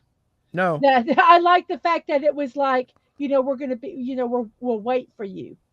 And I like that, because so many times it's like, oh, I've been slashed 27 billion times, but here, I'm fine now. Nothing major was hit. Yeah, Oh, Padawannabe said that. Heidi, that's a possible buy. Must yeah. buy. Yeah, I will So definitely go well, see it. I would recommend seeing it. I don't know about buying it, but I mean honestly, I wouldn't. If I still had a DVD player, I would not mind owning this in my home. Yeah, I'm going to buy it. It's one I will buy. I will Mm, not wait for it to go into the thrift stores. no, But no. I like that. I But like the other, that. just one more thing, Yeah. Mrs. And this is not to do. We've been mainly talking about script and filmmaking Hmm. decisions, from placement of people, etc. But there are moments at the very end. All right, Hmm. when the children in the animatronics are facing off against Afton, Hmm. who we previously knew as Raglan. The thing is that he is very well lit, but everything around him is dark. And Hmm. that actually is very difficult to do on stages when you're doing certain situations like Hmm. Shakespeare plays or other old plays. And so it brings this kind of dignitas to the end of the show that I Hmm. really, really appreciate. And you've got these wonderful hard shadows on one side of Ashton's face, Matthew Lillard's face, and you've got the hard light on the other side, but then you've just got darkness with a couple of other lights, and it's very difficult. It's very difficult to shoot something Hmm. in deep shadow and have the characters show up succinctly and Right. easy to spot. And in this film, they did it. The cinematography in this film is amazing. Yes, I agree with that.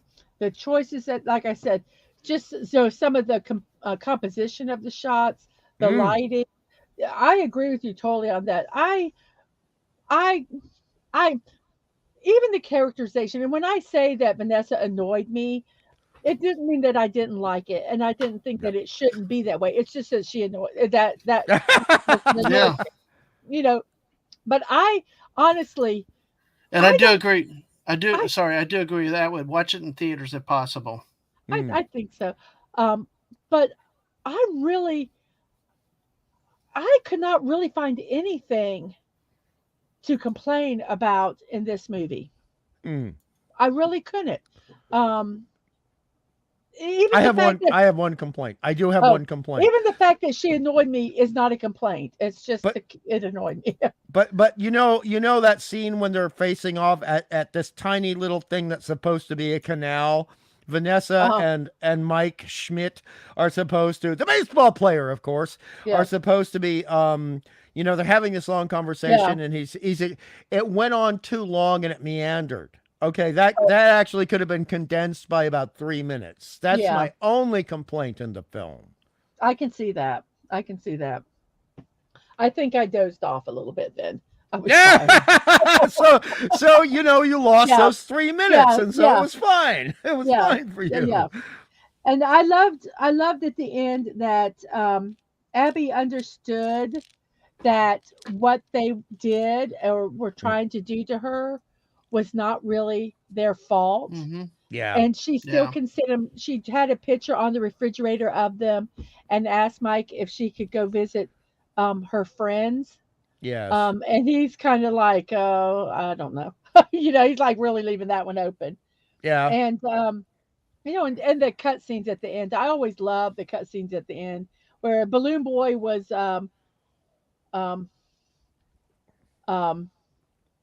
in the taxi and scared the taxi driver. That was great. I love that ending. But at the very, very end, did you watch to the very, very end of the credits? I think I did, but maybe the version I saw was not. There was at the very, very end, you heard a mechanical voice spell the words, "Come find me." It was like, "See." Oh, that gives me goosebumps. That gives me goosebumps. And they spelled it out, and it was a very kind of robot, not gravelly, but it was kind of like a robotic voice, but and it spelled out, "Come find me." And then that was the end of the movie. And I'm going, oh, okay. Yes, that is a giant foreshadow. I believe it. I'm just checking my version. That's not in my version. Yeah, sadly. It just was at the very, very, and I was like, okay. That to me was like the cherry on top of the cake. On top I didn't of the get ice the cream. cherry. I'm so pissed off now. I didn't get the damn cherry. I'm sorry. Here, I'll do it for you. COMEFINDME.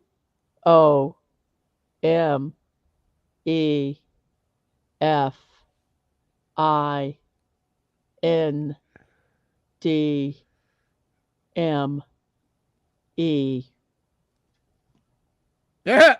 Ta-da! Very we have well an done. explosion here at the very end. Oh, very Hey, nice. Hold on, did I Hey, come Ang. at a bad time? Oh no, Ang, what's going on? No, did I come at a bad time? I'm No. fine. No. Oh just no, go I thought you ahead. said you were having a bad time. My Oh apologies. no. No. I would not No, be no, open no. about that on stream. Don't worry. Good. What did you think about the film, Ang? I thought it was pretty fun. Good. Honestly, I'm going to say this. Screw the critics. It's for the fans. Yeah. It's for the fans. But Hungry doesn't know anything about the video game and loved the movie. He gave it like an 8.5. Oh, heck yeah. Hey, Ang. Yay. Yes. Heck yeah. Honestly, you don't need to know much about the FNAF series. But if you know a little bit of it, if you know a little bit of it, at least the key main characters, you'll enjoy it more, I knew nothing about it, Ang, and I love the film. I knew nothing.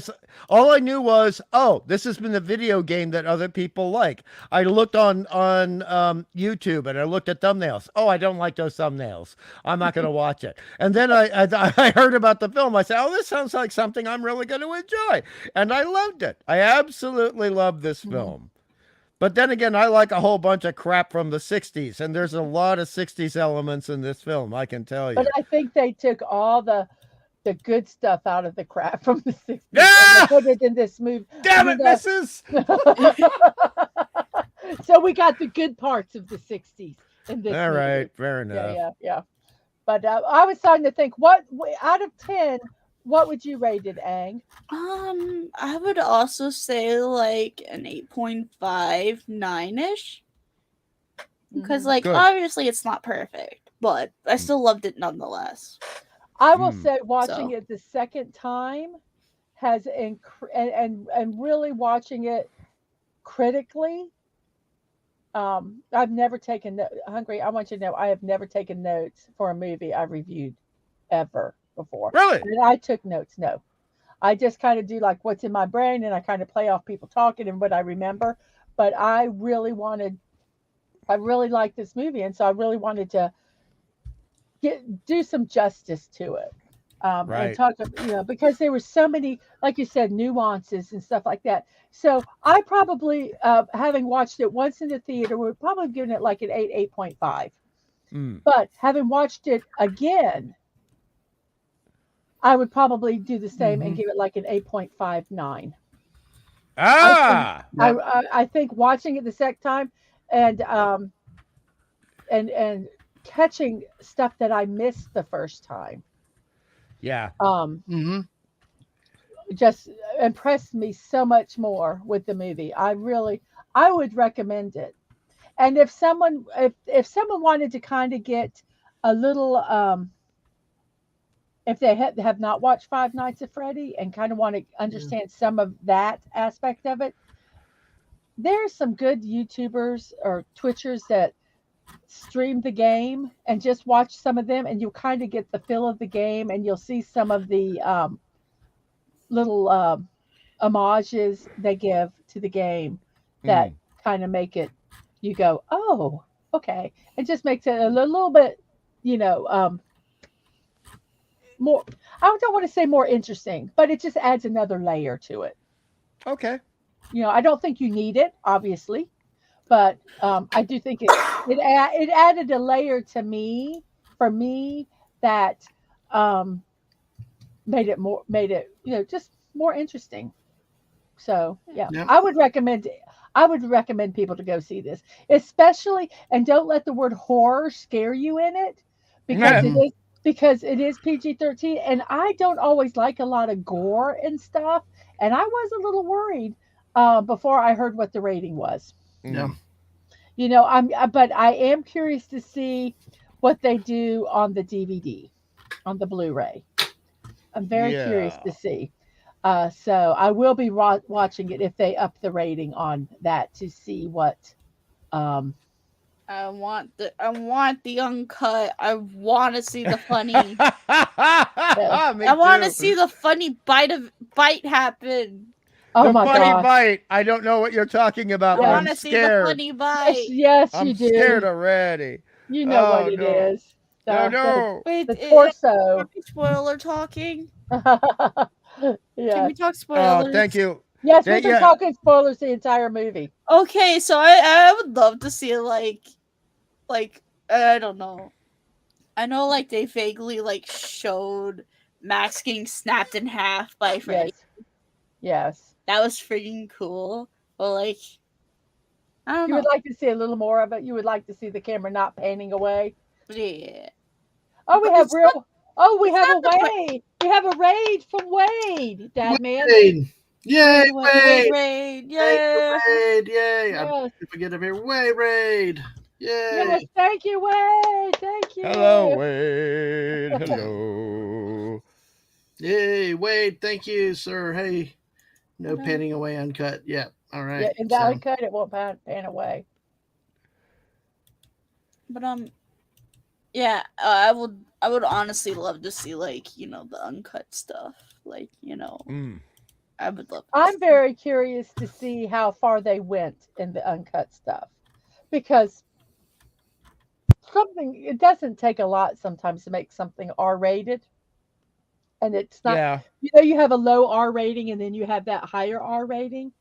Well, these days, a cigarette's going to get you an R rating. Right, but I'm not joking. I'm not I, joking. I know, but you know what I'm saying is that I don't think this is going to be in the high end of, it's not going to be on the upper part of the R rating. I think it's going to be, mid to closer to the PG-13 rating, but still R. Still going to have some of the graphic stuff. I don't like the stuff that's closer to the X rating in the I want to see the bad people get murked. I want to see the bad people get murked because how dare they? How dare they try to ruin my boy Mike Schmidt? How dare? How Third fucking baseman for the dare. Philadelphia Phillies. Yeah, How yeah. heckin' dare? Sorry, I forgot. I'm not. Ignore him, Yeah. man. Ignore him. It's okay. I ignore him anyways. There you go. I Why not? ignore him IRL Everybody sometimes does anyway, anyway. so what the Did you hell? did you hear anybody talking? I don't I hear know. anybody Why the talking. hell? I'll Why hear bother? something. I don't hear something. What actually I really want to see in the sequel, Ang, is I want to see what happens to Aftwood. I want to see him become that Springjack character. I want to see how he Oh ends up. yeah, I would love Oh. to too because like William Afton is Springtrap and Springtrap is William Afton. They're the same person. So, Yep. by the way, that person, that yellow bunny, is Springtrap because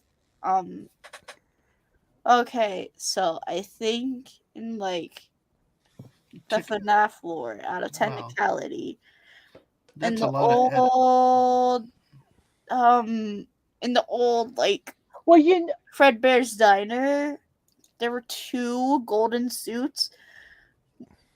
There's Wow. Fredbear, which is Golden Freddy from the movie. Golden Freddy and Spring Bonnie, I think, which is the Golden Bonnie used for Afton's Springtrap suit. And obviously, you know, a kid got murked, stuffed into the suit because lore. And yeah, that's Springtrap. Anyways, sorry. Atwood No, said that's that fine. they took upwards to an hour and 10 minutes of clips out of an alter to make it PG-13. Well, I heard, and that makes sense because I heard, I found an article, and at one point they said that it was going to be a 3-hour movie. Wow. So if they add all that uncut stuff back, Wow. it'll be a 3-hour movie. So Well, I would watch that. I would happily watch that. Yeah, if I agree. And so that, you know, that makes sense. Now reading that article and seeing how much they actually edited out to make it PG-13, I'm very curious. But see, this makes me raise my rating even higher because if they have removed that amount of material, according to Agent Atwood, and made the film work so beautifully as a story, as what we have all watched to discuss today, that means that there's going to be some amazing stuff to see. And maybe it may not work so well as a narrative as the edited down version, but let's look at certain things that certain people say about other films that have been edited down. They didn't work as well as the original. So I am looking forward to that. I can't wait for that to come out. Yeah, that's going to be very, very interesting. Dadman, we took over your show. That's okay. You guys are doing great. I need to sit back and relax. Well, we've been 3 hours into this show, and we have 5 people watching us on YouTube with 11 likes. Thank you guys very much. I don't have Twitch pulled up, so I can't tell you how Twitch is doing. Sorry. Horror. Yeah. Horror. Yeah. Oh, horror. Okay. Hey, Masters. Yeah. You messed me Exactly. up I know you do. Sorry. I would say it about an 8. I'd give it about an 8. I mean, it was really, really good. I was really pleased with it. I'm amazed. Man, you add another hour back to it and stuff. That would be really, really crazy and incredible, I would say. But Okay, I'm but going those 8.7. animatronic suits, I think there was Jim Henson Monster, whatever it's called. Yeah, their studio made the suit. They're like puppet studio, I think. Yeah. Yes. I did see Jim Henson's name in the credits. Well, that's literally the name of the company. Yeah, I know. That's what I'm saying. Duh. Sorry, No, be nice to Ang. I am. I just went, duh. Don't cry hard. If you're going to cry quietly. Well, I mean, Ang's a bit younger than us, so Ang, the Jim Henson Company actually did the Dark Crystal and Labyrinth. Both. Oh of those yeah. films. Yes. Yeah, I know that. Yeah, good stuff. Good They did. stuff. Absolutely. I Most love of their the puppets. puppetry in the movie since they were created. So yeah. Hold on, chat. Now, of course, they started out with sock puppets, but we'll leave that alone. Hey, So you have everybody's to got to start somewhere, you know? That's Yep. true. That's Yep. true. I started with a sock puppet, but I've gone nowhere. So oh well. And then you married him. And then I married him. Wah, Yeah. wah, wah, Dad joke. wah, wah, wah.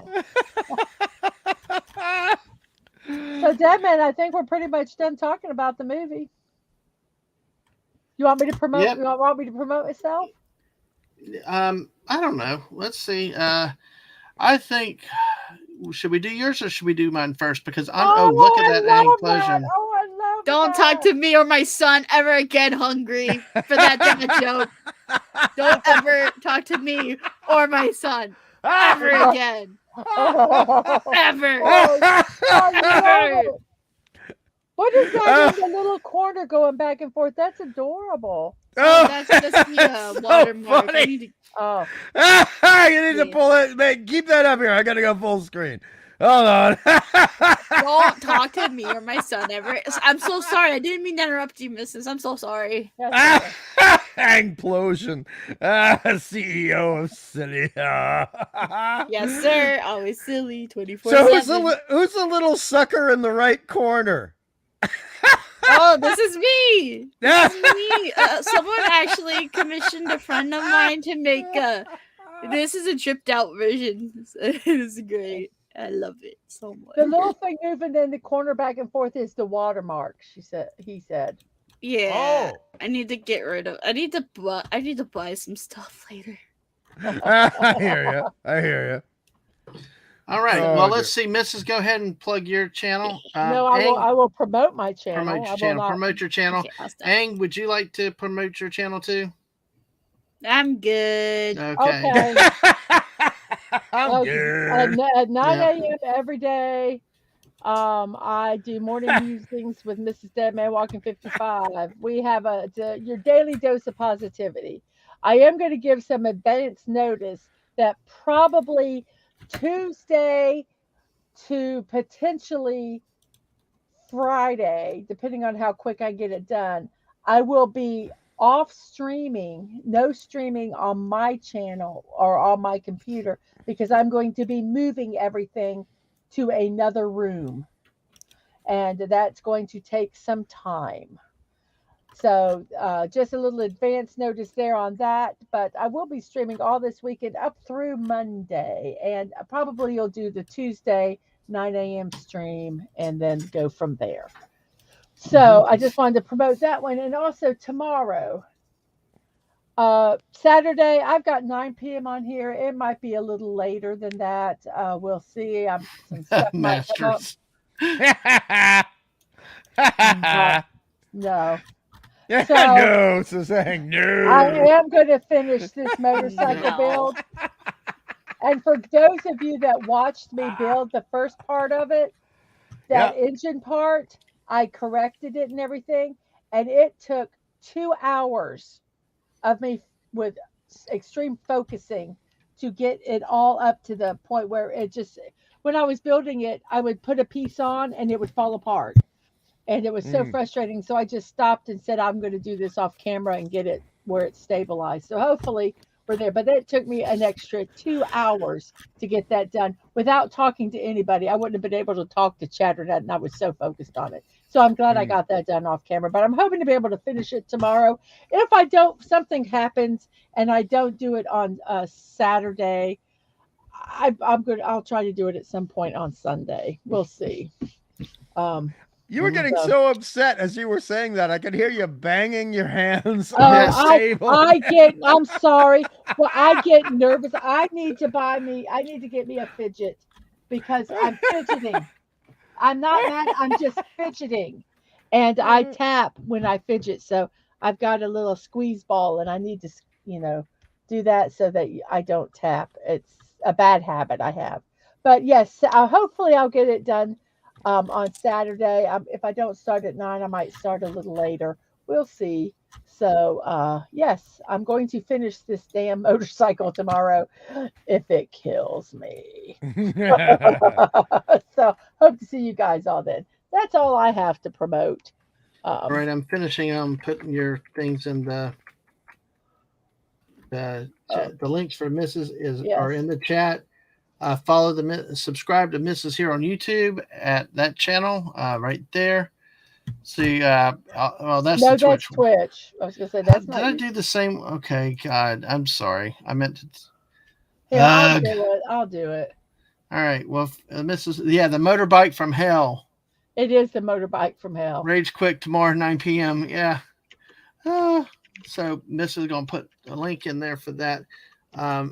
You know what? I had such a good time. I forgot to bring up my slides.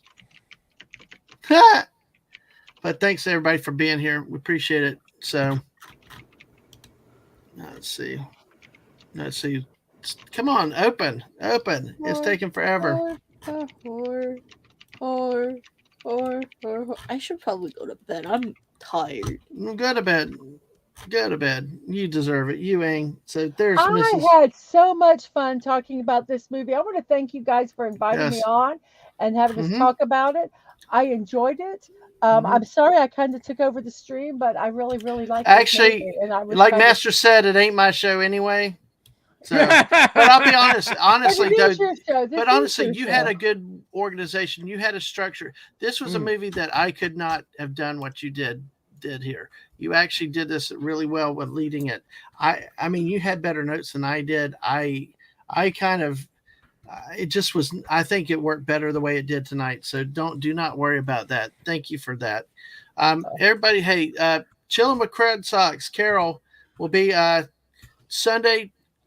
Now tomorrow I may live stream a Fortnite into season event, so be looking for that around 1:30. Well, we'll be playing Fortnite before that, so be looking for a Fortnite stream tomorrow, leading into the end of the year season event, possibly.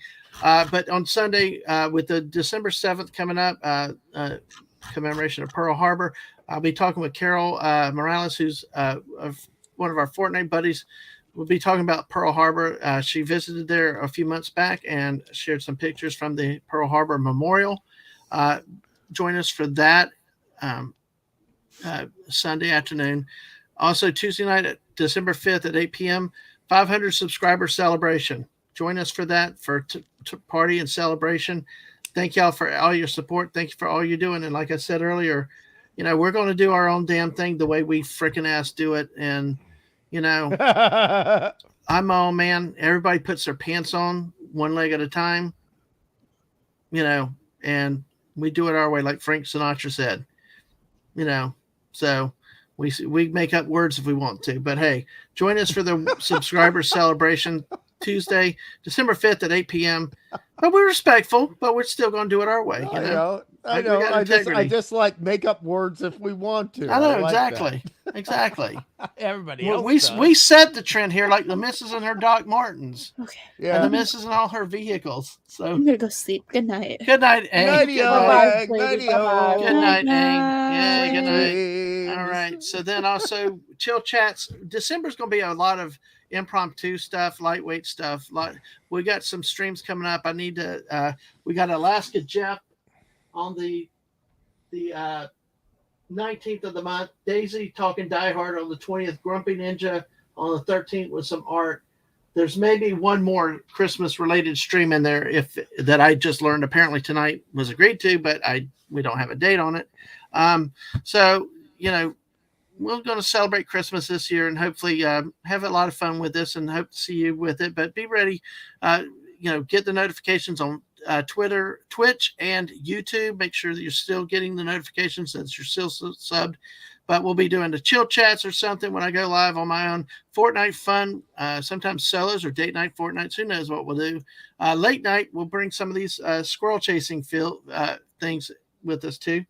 So, yep, Cease Not Fire at 2 o'clock tomorrow. So, yeah, exactly. Guess how the Gators feel in their own stadium. Sun comes around and takes it over. Absolutely, Masters. You know it's right. But hey, youtube.com, twitch.tv, Dadman Walking 55. streaming, follow me on Twitter. That's the best way to get the notifications when I go live on Twitter at DadmanWalking55. So, folks, Mrs., thank you so much. Oh, you're welcome. See you at 9 a.m. on the Mrs. Channel for a daily dose of positivity. And Hungry Boy, thank you so much for joining us tonight and for encouraging us to do this. My pleasure. Happy Yeah. to do so. All right. Well, you guys wait in the back for just a second. I will catch you all later. Everybody have a great night, and we'll catch you later. Bye, all. Nighty-o. Bye.